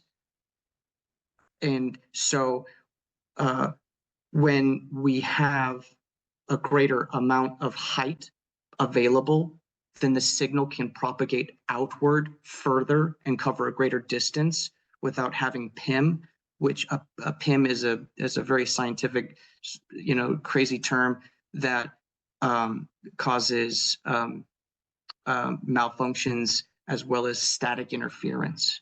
The health impacts, there was a really good question. We know that theoretically this passes a third-party engineering firm that has a stamped license. They could lose their license if they're wrong or if they misinterpret. They've already provided a theoretical report that says this does not exceed or the thresholds of general EME standards to the general public. Another great condition of approval that could be added is after the site is built, the carrier must hire an independent third party to conduct a real world EME report. I think that is a really great condition of approval that could be added to this so that you have a theoretical that has been stamped and approved, and then you compare that afterwards to a real world EME report. And that would satisfy the community, even though the federal government's FCC laws requires that this is not something that can be reviewed. If it passes, I'm just here demonstrating that T-Mobile's ready, willing to go that extra step. And I'm sure I'm over my 5 minutes, so I apologize if I No, didn't thank answer you, Nick. everyone's questions to the best of my ability. Thank you No, so we much, appreciate everybody. that. Thank you. I think Dylan has something quick to add. Dylan, did Yes, you have? yes, thank you. Through the chair, I just wanted to clarify a statement that was made. So staff has not received, in terms of a co-location analysis, the code, the wireless ordinance does specifically require any applicant of a new wireless telecom facility to provide a essentially a co-location analysis report, which identifies all facilities, existing facilities within a 2.5 mile radius of the proposed location. And then that the report has to include things like an explanation of why that co-location on these existing facilities is not feasible. These explanations have to include technical information. So I just wanted to clarify for the record that staff has not received any information related to this. This is still an outstanding item. However, staff, and I believe a member of the public, has identified a few of the existing T-Mobile sites that staff in a rudimentary research in doing the item that we're discussing, the co-location analysis, in terms of the facilities that are within this 2.5 mile radius. So staff has not reviewed any written documents to the effect of existing facilities within this radius, why they're not technically feasible for co-location. So once we receive those documents, we could be better prepared to provide that to the council as a follow-up item when we receive that. Thank you.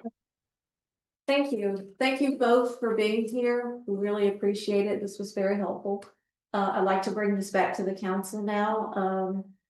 And just if there are any, for a brief discussion as to whether. Final comment, just real quick one. Mr. Brown, we're way over time. All right. I'm sorry. And you commented a lot more than the other people, so appreciate your comments, and you could send any questions to Dylan or to Nick. So I'm bringing this back to the council. Shall I just go around and you can stop? So I'm just pretty neutral on this right now, because it is gonna go to the planning commission and it's gonna have to pass their standards. So I would like to see what happens when it gets to the planning commission. Okay. Claire? Before it gets to the planning commission, the MCC does have to make a comment. And I think that Dylan, the date on when you wanted the comments was January 27th, is that correct? Yes, that is correct. One of the things wasn't discussed, so if I can briefly, this project is subject to FCC regulations when it comes to an accelerated review timeframe. So specifically, 150-day shot clock is in effect once the application is submitted.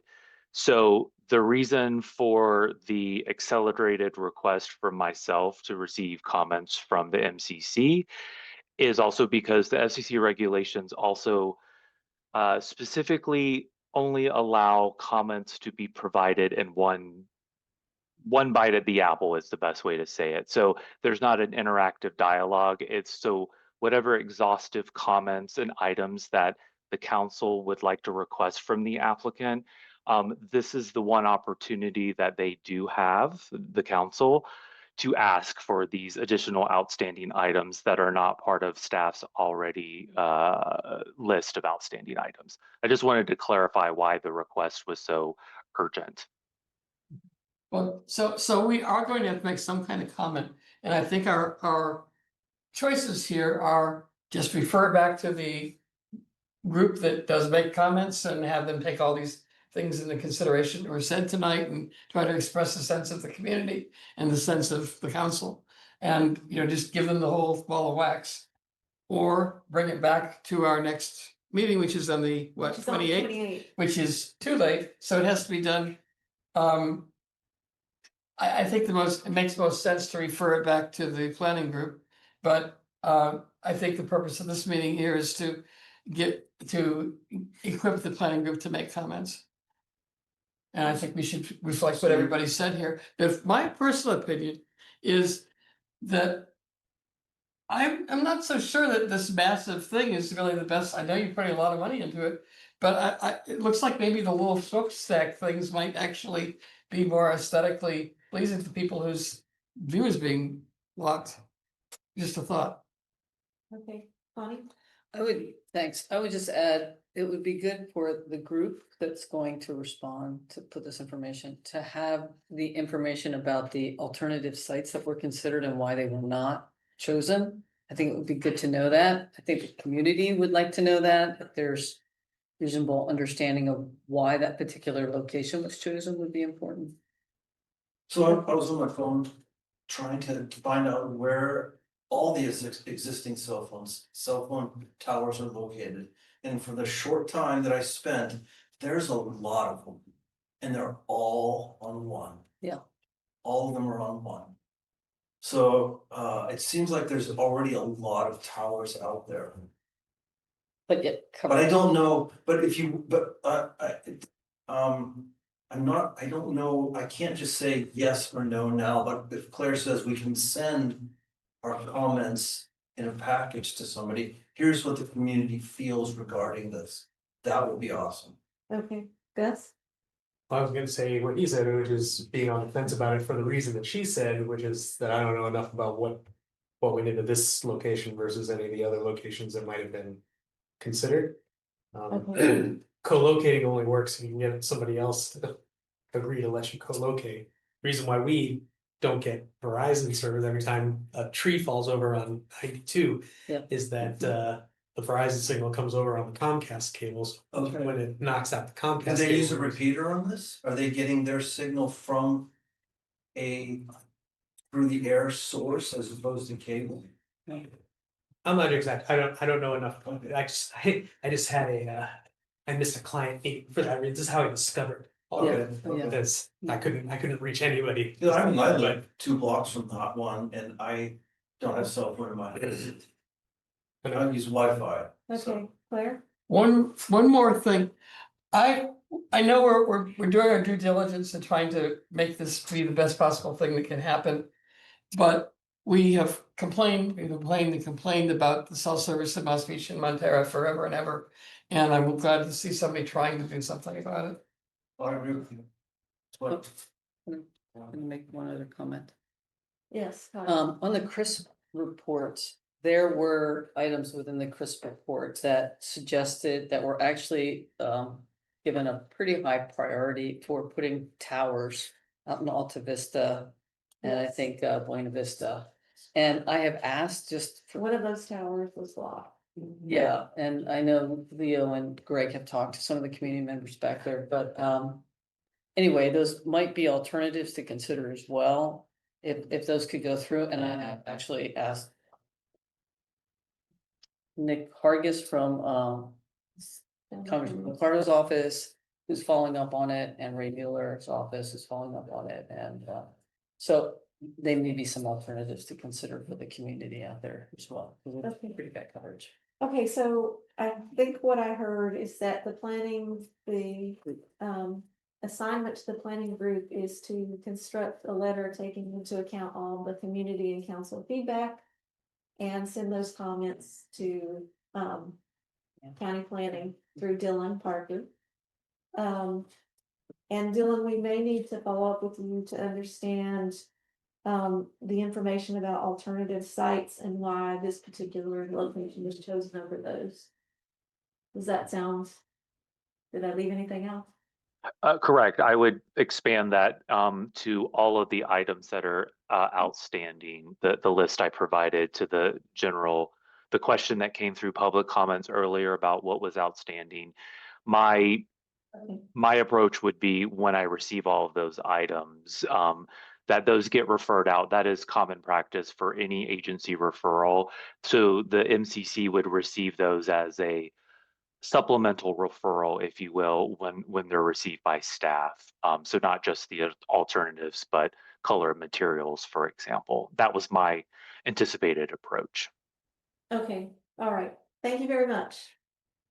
And with that, we're going to move on in our agenda. So thank you all for being here and for talking about this interesting topic. Thank you, everyone, for your time. The next item on the agenda is the MCC draft letter regarding the San Mateo County Transit Authority countywide transportation plan update. We have a draft letter that's been posted, and I'd like to consider approving that letter tonight, and I would ask if there's any public comment on the draft letter before the council. Is it possible to put it up on the screen? We can. I see one hand raised for public comment, so I'd like to go ahead and ask for that. Greg Diegas? Don't we share it on the screen? Let's hear Greg first. Greg? So I thought that was an excellent letter from the perspective of the local community. But it omits something that you were not told about. And if you haven't been doing research as I have about transit, you don't know about. The service we get out here is substandard in part because of the amount of money they spend elsewhere on transit. And they're using stuff that is very expensive and inefficient. Per passenger mile, traditional transit's being used cost 7 times as much as an EV and many more than a van pool. And what we need out here are things like the van pools that were tried and have limited use, and some have been pulled back. Basically, 82% of the cost of transit is paid by somebody other than the riders. And that money is not being invested in an infrastructure we can use. Yet there are new tax proposals coming later this year to continue to fund this inflexible, outrageously expensive, antiquated system. And so I know that's beyond the scope of your letter, but what I would say is we need a complete reform of the transit system, and we need to move towards something that's closer to airport shuttles and, you know, van pools that can be automatically scheduled. We could really use those. That would be transit that would meet our needs. And yet Plan Bay Area 2050 proposes $500 billion in transit costs, and less than 0.25% of that is designated for van pools. So there's a real mismatch in the current transit establishment from planning what people really need and spending money on that and what they're doing. So that's my comment. I don't expect you to alter your letter because of it. But please be aware, there are going to be things coming to a ballot near you this fall that I think you really need to seriously consider opposing until they start to listen to our transit needs. Thank you. Thank you, Greg. I don't see any other hands raised. Is there a comment in the room?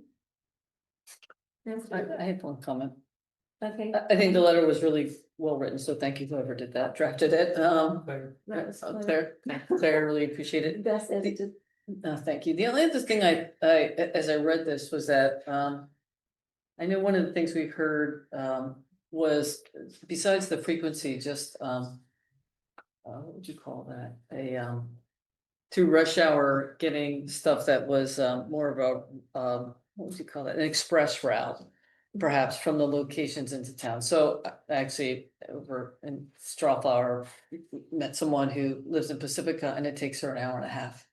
Sometimes it's insane, right? Because of all this. I know it. Yeah, all those stops. So I think just for the working community here, that to offer some express routes of some kind, because not only are they infrequent, but there are too many stops for people through working hours. And I think that part about, I think even Crystal mentioned it in her comments about, you know, the businesses with the working people not able to get here in a timely manner for work. That was missing from the letter. That's, I think, was my only other comment. Do you want to make a amendment to it? Yeah, I would, I haven't thought of the language for it, but yeah, I would make an amendment that said not only infrequently, but does not support the current schedule does not support working community members. Be nice if we could see it. Yeah, and there was some of that language in people who commented at the last meeting, if you look at the meeting minutes. So you might be able to take language from there. Dan, I see that your hand is raised, and we finished public comment. Is it something quick? Yeah, very quick. I just wanted to, yeah, I don't know if it should apply into this letter, but in the past, there's been some discussions about a need for enclosures, bus stops enclosures, and there was, as I remember, community support, and also I think it was Supervisor Horsley that agreed that that we should It's not in the letter, Dan. I think that is mentioned in the letter. we should not look at like off the shelf urban style bus stops, but something more fitting to the coast side, potentially wooden structures, or not sure what, but at least explored to have something that would blend better with our unique coast side. That's all. Okay, thank you very much, Dan. Okay, Connie, you have the letter up. Yeah. I think it was in this line where you had, beyond that, there were things, buses were too infrequent, poorly coordinated, and didn't feel where people needed to go easily. I would just highlight that, particularly for the working community traveling into the area, needing more expeditious access. Okay, I'll defer to the author of the letter. What about just simply saying, there is a need for express buses? Leave it at that? Yeah. Make it a little more complicated, but. Well, I just thought it's, the reason it got highlighted, it was Crystalline highlighted it for the businesses, and this particular person I was speaking to said, it takes me an hour and a half to get to work from Pacifica. Dave also mentioned this. Yeah. I noticed in the minutes that there needs to be through service Yeah, without through transfers to major transportation points. Yeah. The letter does mention several requests for direct transportation to BART, but maybe we can expand on that sentence. Exactly. Should we vote on it or just? Do you want to wordsmith it here? I mean, are we gonna vote on final letter to send? Because this is dragged out now over well beyond what we promised. I think that it's unfortunate the way this has evolved, but I think it's really turned out okay because we did use the time that I asked the guy to let us have some time to really make a good response, not just do it off the top of our heads. And that may have come across as rude, but that was what I was trying to get to. And we did have another meeting about it. We did have the thing on next door. There were about 30 comments on that from next door. And I think this is a much more robust response than what we would have done at the meeting itself. So I think it's been time well spent. Okay, so do you want to just wordsmith that sentence quickly? And Yeah, I would just say several requests for direct transportation to BART and what's the word again? Express service supporting working members of the community. Okay. did you get that, Claire? I have to write this down because I'm the secretary. Send it to her. Want me to just type it? Yeah, you can just type it because I'm already on there. I think Yeah, that was just just quicker than yeah. I'll just edit it into the letter. Okay, so just say that again. I was several requests for direct transportation to BART as well as express services to support working members of the community. So while you're Express service to major transportation hubs. Is that? Well, it's not even between major transportation, you're gonna say you want an express from the middle of Main Street in Half Moon Bay to Caltrans or to Pacifica. I'm gonna vote yes on this, but it's always about where you put the hub, where are these hubs being put, so. Well, so for instance, a direct route to BART, because when you transfer in Pacifica, you might have to wait up to an hour or longer. Okay, that's bad. I have one of my daughters goes to BART on the bus. Yeah, It's hard, it is hard. I've but done it's that. easy to get to Caltrans on 92. It's to get To the the mall is easy. Okay. So how about there were several requests of direct transportation to BART as well as express service to major transportation hubs to support our working class community. that sounds awesome. That's good. Great. Okay, good. Done. I'm not working class, just working. Working community. Yeah, not working class. They're very good, Claire. We don't have classes. Okay. Okay, are there any other changes? Are you good with the current version? Do I have a motion? Move that we approve the letter. I'll second it. Okay, Claire, did you? Scott? Yes. Yes, yes. Yes. Yes. Yes. Okay. Letter as amended is approved, And you will send it, right? and I will send it if you send me the final with the changes, or you Okay. made them in the file. Okay. Okay, moving on to the next topic. Next steps for stakeholder meeting planning. This is gonna be really fast. The county, I'll just provide an update. The county is in the process of developing the contract with the facilitator that we chose. I explained to them for our last meeting that we wanted it to be in 2 phases. And they have that outline. What I would like to do, so that's in progress, and there's nothing we can do until that happens, I think, but what I would like to do is, there are 3 of us assigned to this, me, Connie, and Claire, and I wondered if one of you could take over and communicate with the county, because I have so many things now that I'm worried about my ability to keep it moving. Okay. So, do you have? Have you already talked with them, Claire? No. Oh, then I'm happy to do it then. Okay, are you sure? You Sure. don't mind? No, I don't mind. That would be awesome. Yeah. So the I county- will We're at the last introduce steps you of it. to the other Connie, and Yeah, then there the you 2 go. Connies can talk. Okay. Sure. Are there any questions about the stakeholder meeting at this point? That's kind of where we are.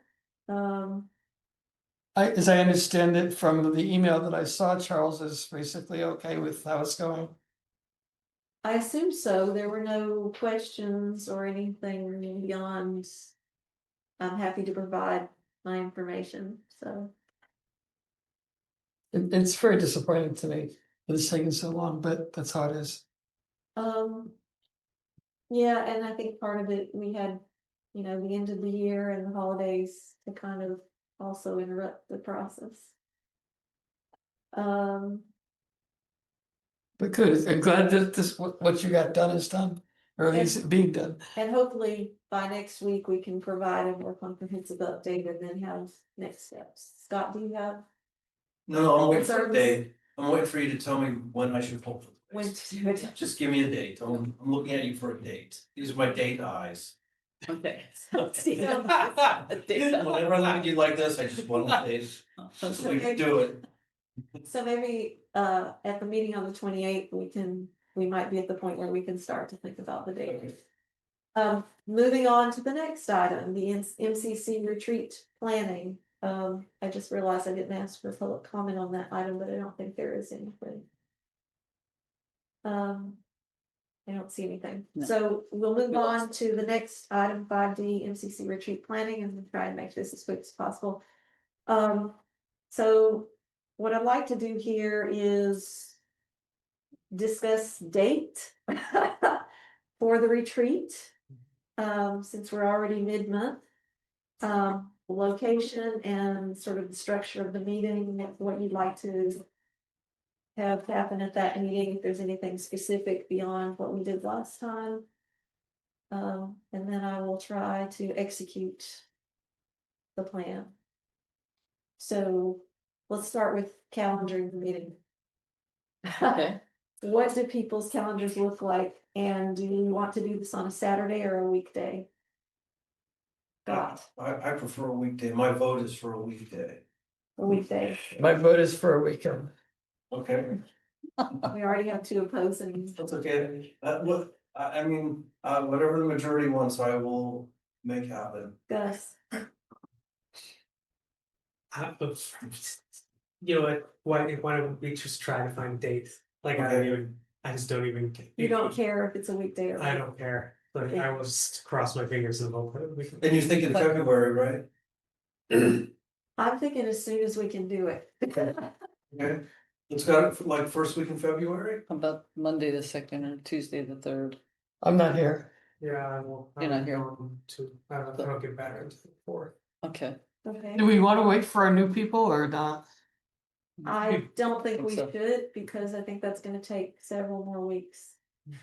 Okay. Probably to the end of February, at least. See you after the 4th.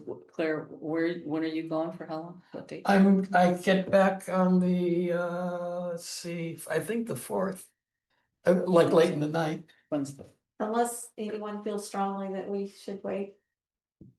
I always like the idea of maybe 2 retreats. One as soon as possible and one after we get the new people. I think we should carefully get our new people involved in what's going on and maybe have some sort of buddy for them or something. What is it we need to accomplish so fast? Like, if we're gonna have new people, I sort of feel like it probably helps a lot if they're actually involved in that. No, that's true.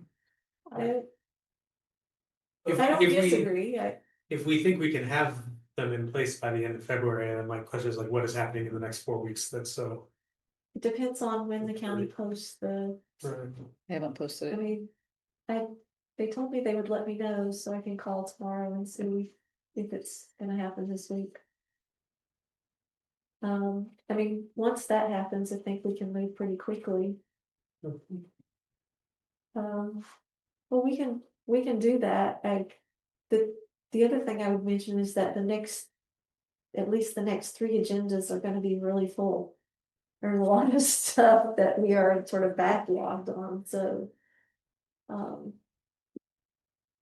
a little nervous about not having all our task assignments, and we haven't wrapped up 2025. Well, but if we're But gonna if you- full agendas anyway, Yeah, then. It's not clear to me that.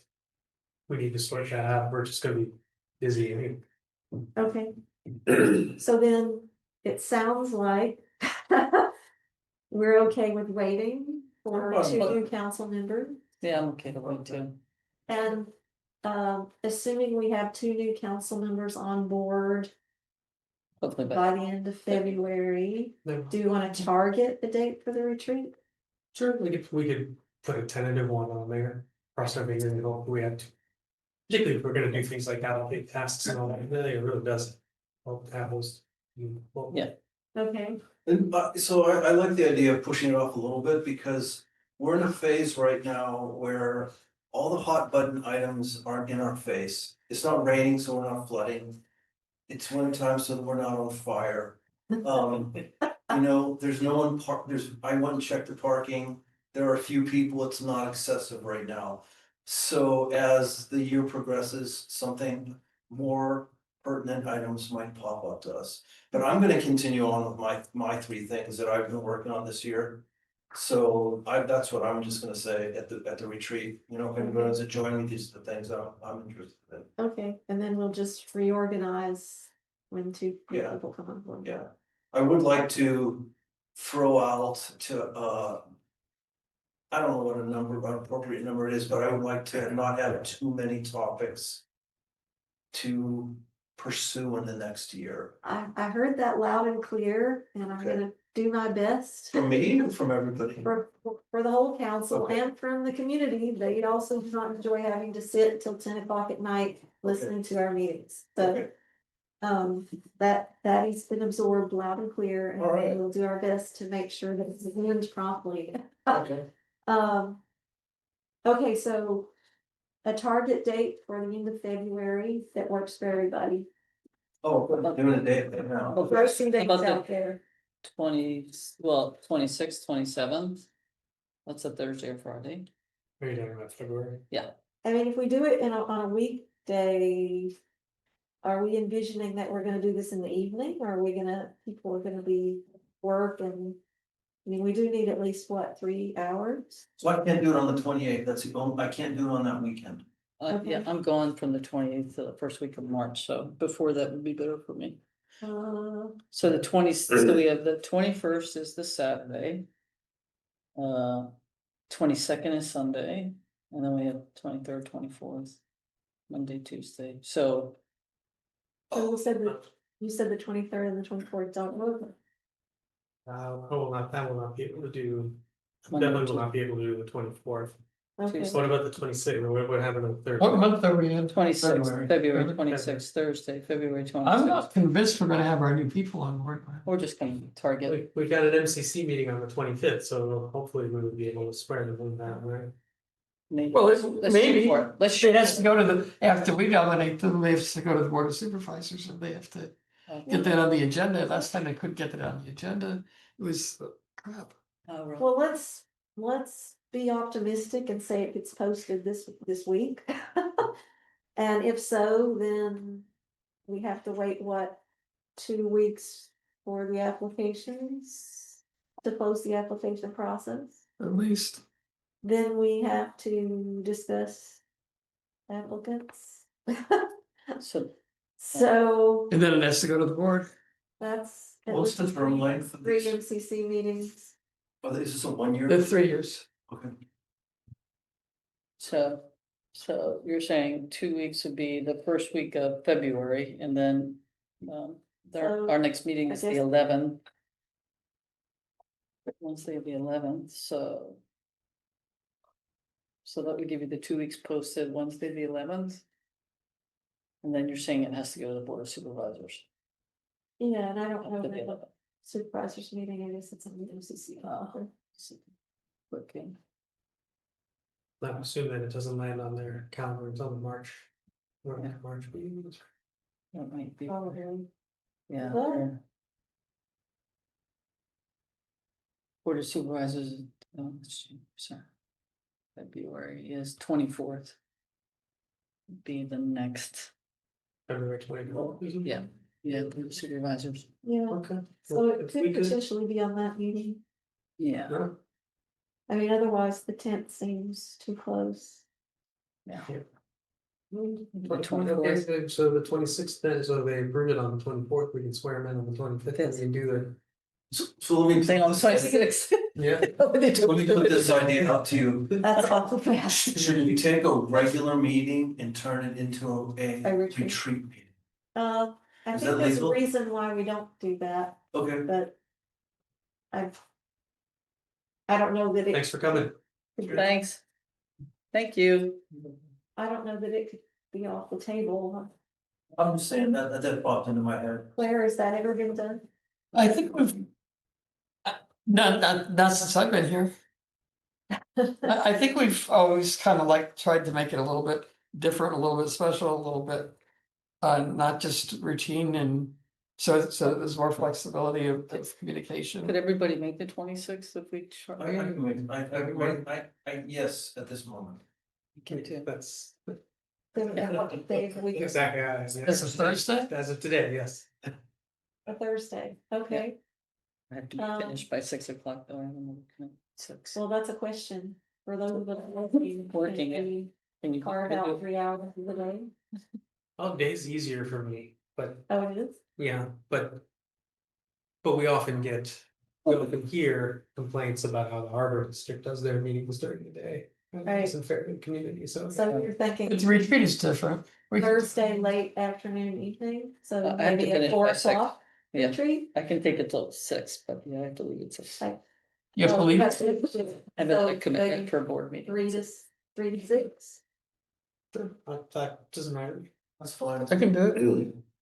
Good to, I understand what you're saying about, community involvement, and that's important to us.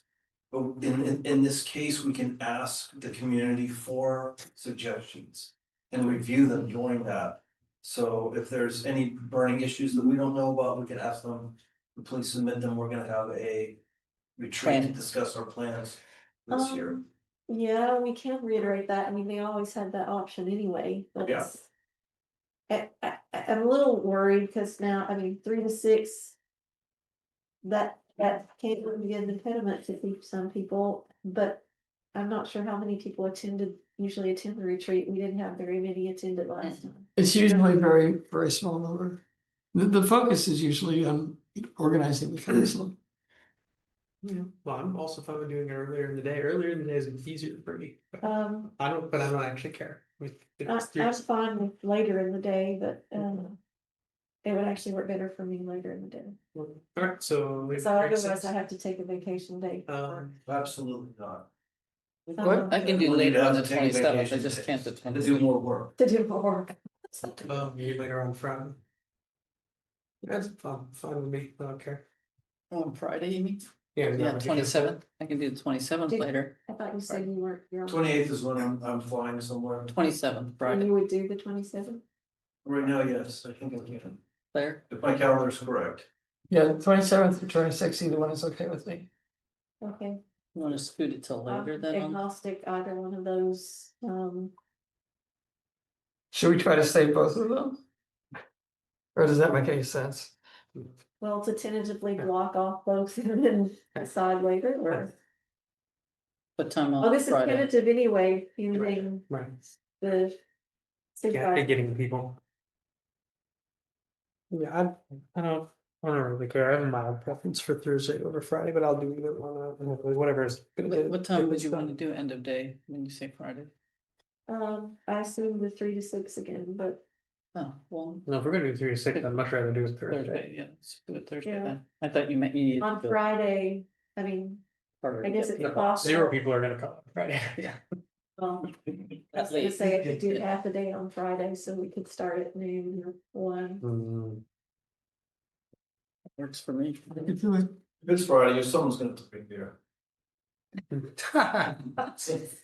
I'm sorry, that's. Okay, well, we're very indecisive. It's not Well, even let's just, 30. let's even mark then the Thursday, the 26th at 3 to 6.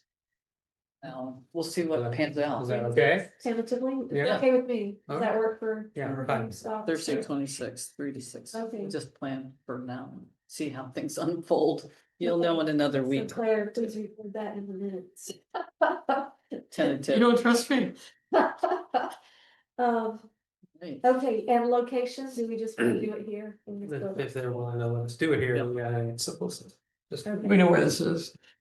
Are there any ideas about structure of the meeting? Is there anything different you want to do this time? That's differs from the last few times? You know, Yeah. go ahead. I was gonna say, I was just going back to look that Supervisor Mueller already has stuff on his website for his priorities. I just would like to pass through that to make sure whatever Review his stuff is for the year, supervisor. yeah. Because he has a list and I think Okay. there was some stuff in there that might be useful, I don't know. I'll go back. You and mean look to add to our list or to piggyback on his list? To piggyback on those, That'd be great. yeah, That would be great. yeah, I was Okay. going through his list. All right, what else? Anything else? It really seems like the dynamics of the council's interactions needs attention, but maybe not. I would like to just take a brief few minutes when we start the retreat, just to talk about norms and how we want to operate. Cause I think we had several challenges this past year and like to just get us off on a good foot and reinforce some operating procedures. Tim Fox also would come and talk about the Brown Act. I mean, similar to what's happened in the past, but if there's anything differently you want to do, that's what I'd like to hear. Well, the only thing I was thinking also was, we seem to have a lot of we had a pretty large list last time. And since there's only 7 of us, maybe it's easier to focus on the top 5 or something. Yeah. And pair up and really the most imminent problems that we have, whatever those are, because I know for me, like going through the telecommunications, I didn't have, it took me a while to get my understanding of what was happening, and then it'd be great to have other support to do it and to get some community members. Greg's interested, Leo, those guys, but to Okay. actually form a group on the top 5 or 7, I don't know. Maybe we could get really focused on whatever's most critical right now. Okay, and also, I think the plan was to take some time to look over what we did last year and see what was accomplished and what wasn't, and that can also inform how we do that. Okay, I'm seeing and hearing fatigue. Yep. So I think that's enough to get started and let's just move on to council activity and wrap this meeting up. So unless anybody has anything burning about the retreat. Okay. So moving on to council activity. Who would like to start? Scott? I'll start. An update to Half Moon Bay City Council. And they asked me a question and I panicked and I couldn't answer it properly. So I did the research and I took some pictures and I'm gonna send them an email tomorrow or Friday. Answering the question that they asked. What did they want? They wanna know what the status was of the affordable housing project in Moss Beach. And so I thought the last time I was here, I thought it was on hold, but it's not, because I now know that there was a letter sent to the neighborhood on December 3rd. They were supposed to start demolition on this December 16th. I don't know if they did. They did. But I know that they're fully in demolition now, and I have pictures of where the status was as of today. So it's Okay. happening. Awesome. Anything else? That's it for me. Okay, Claire? I guess I just went to the age-friendly meetings, the steering committee of the healthcare. And I don't think I have anything amazing to report. Okay, Gus? I've started the process of switching the treasurer stuff, but they wanted the approved minutes that say I'm actually the treasurer, so now we have that. I'll go there on Monday and hopefully finish that process. Did you get the bank statements I put over? Yeah. Okay. Thank you. Okay, and I guess if you need me, you'll let me know. Yeah. Are- I don't think so, but Okay. if so, I'll. I remember we had two opposing comments about that.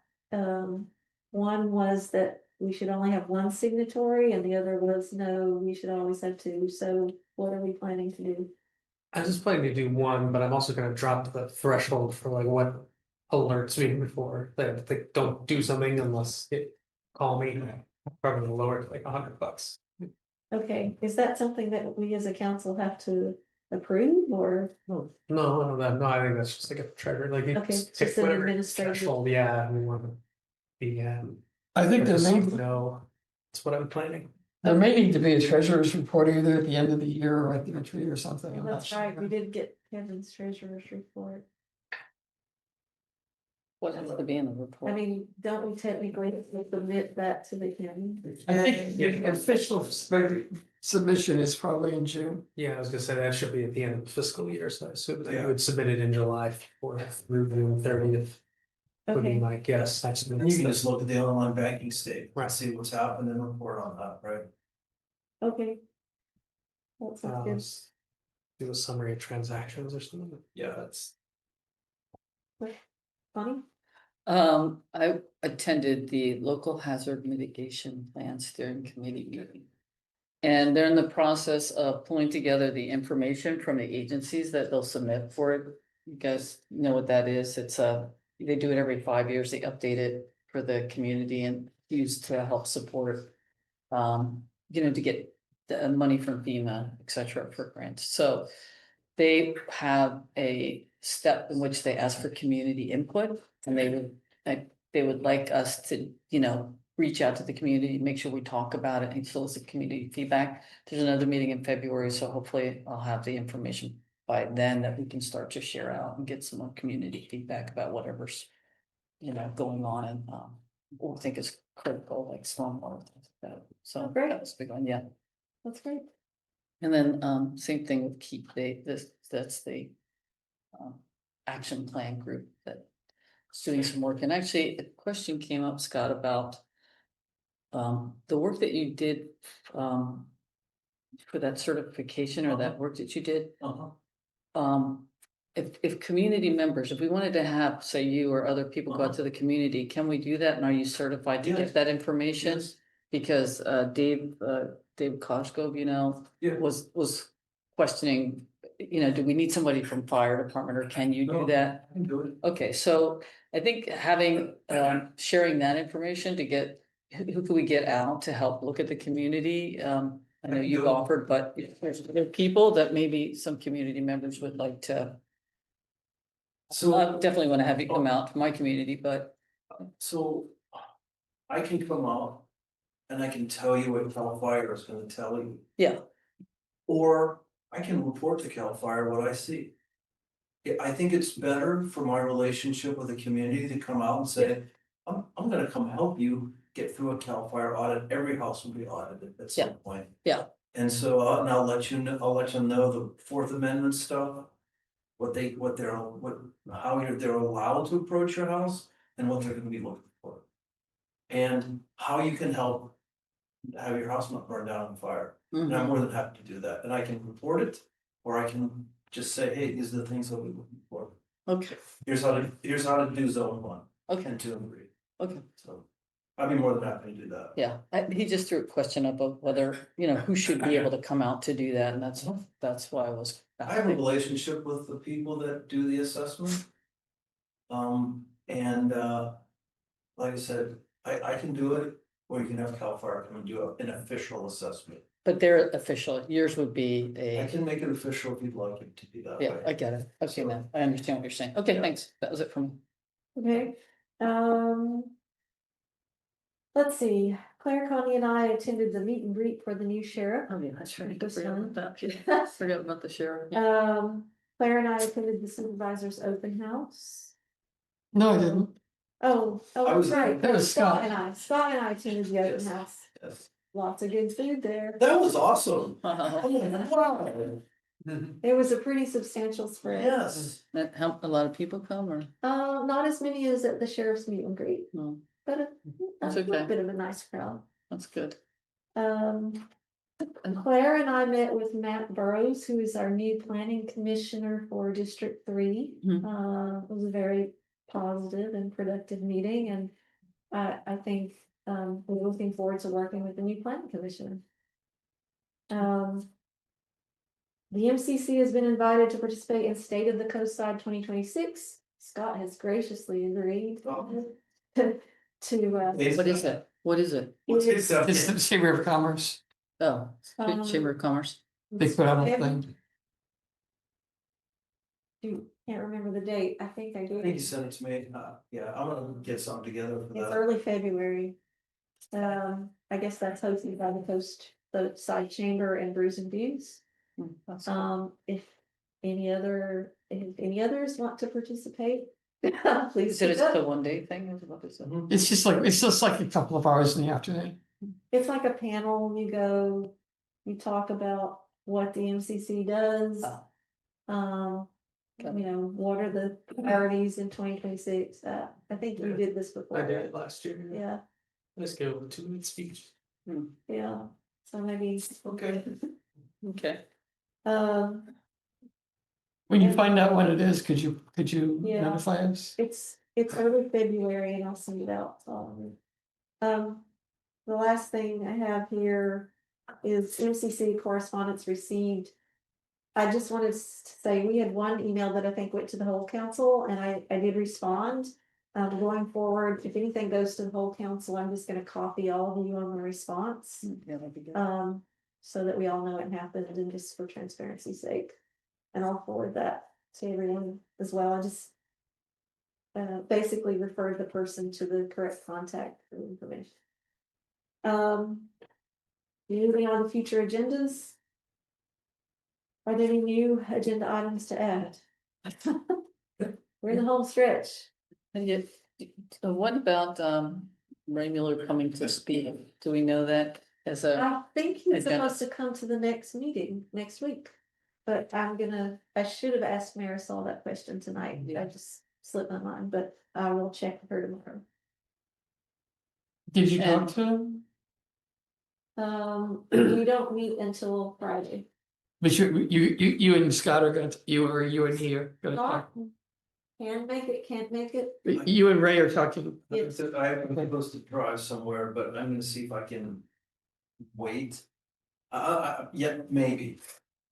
I don't think there's any pressure. Okay. It's on your schedule for the rest of the year, so. Ray said something about coming the first week of the first meeting in February, and I said, no, you could also come the second meeting in. So you'll have a chance to talk to him and figure that out. So can I just ask, as we've asked him to come, quarterly, do we keep a punch list that you discuss with him on what you want to make sure we're covering each time? Like, we've got letters that we've sent that we have no response to, things Yeah, like that. We do cover that in the check-in meeting. Okay. But it wouldn't be a bad idea. How does Connie. that come back out to the community? Yeah, because that would be good. Okay.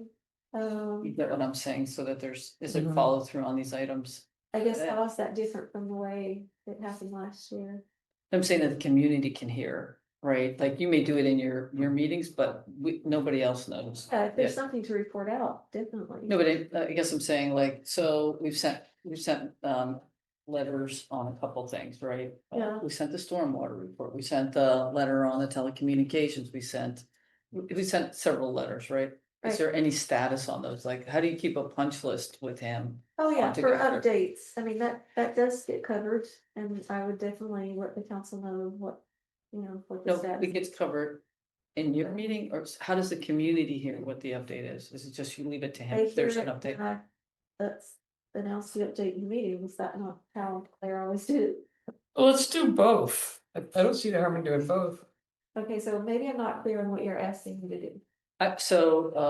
I'm saying have Ray give the update of Oh, somebody. Ray come in person. When give the update. when he's here in person, yeah, how do we know what's being covered or where you know what I mean? That the punch list of what you want him to cover. I thought that he was gonna come quarterly and give Yeah. us that update. Yeah, that's what I thought too. No, that's what I'm asking. But when he Okay, comes that's what I quarterly, assumed. we need to have some stuff to say, what about this, what about this, what about this? Yeah. Okay, so you're saying prepare a list in advance for when he comes for the quarterly update so that we all know what things he's gonna cover. What we want him to cover, yeah. Okay, I just, Yes. to make him prepare, just to give him a chance to say these are, if he's not aware of it, right? There's questions of. right, and we just agreed with Marisol that we would provide her with a prompt for every meeting for any questions we Okay. anticipated, so. Okay, I that's think good. that's kind of in line with That's that. it, yeah, okay. That's Look good like then. you have some thoughts. Some things are from Marisol, she's not, like my thing, I'd like to have Ray talk about publicly here at a meeting is like, for instance, visibility of the county's housing element that affects the unincorporated portions of San Mateo County. Why don't we have visibility to their planning or the housing element? I always thought we were part of Half Moon Bay and they got credit for this, but No. they do not.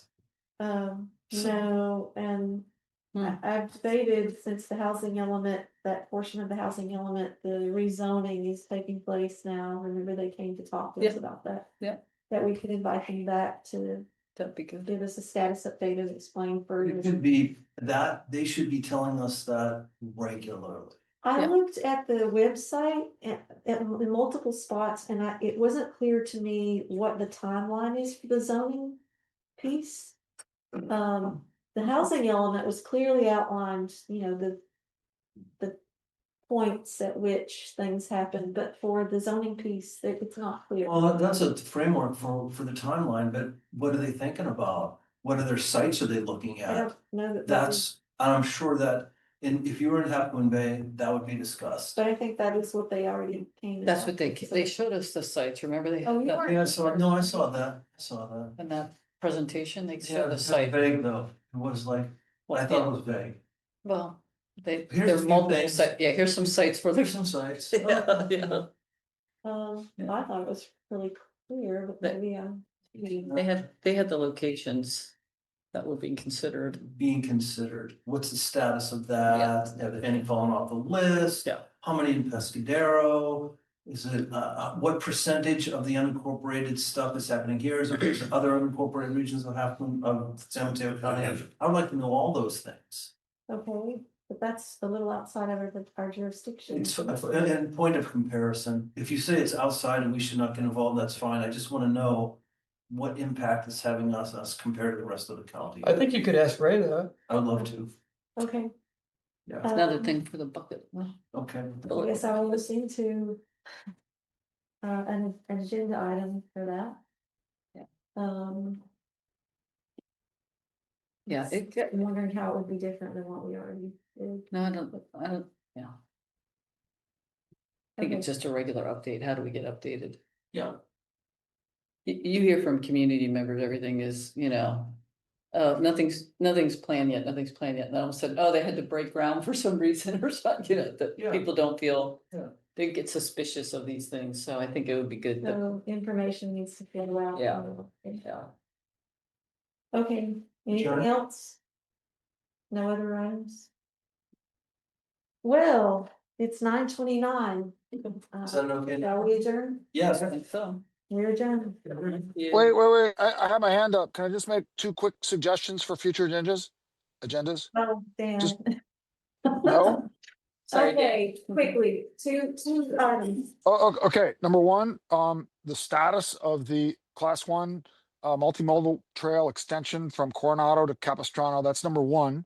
Number 2 is this whole multi-asset 2-year project, Caltrans up and down Highway 1. A lot of the people in the community I talked to don't really know what is going on. I did some research. The only map or information is very unclear. They don't give any details of crosswalks. So I thought it would be good for the community MCC to hold something and get some more information, get some more details, and have it available on the website and have it open for discussion.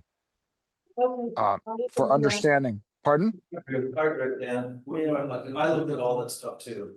Pardon? Okay. Just what we're asking and I couldn't Find anything. I'll ask you to Details give were- it an It's on the update. website. I looked at it. I Thank studied you. it, just like what Dan said, I get that. Do you see Can in you the s- light road, I'm gonna end the meeting. transportation that put. Thank you. Yeah, across the highway to get to the bus stop? I love that, yeah. I thought I it'd be mean,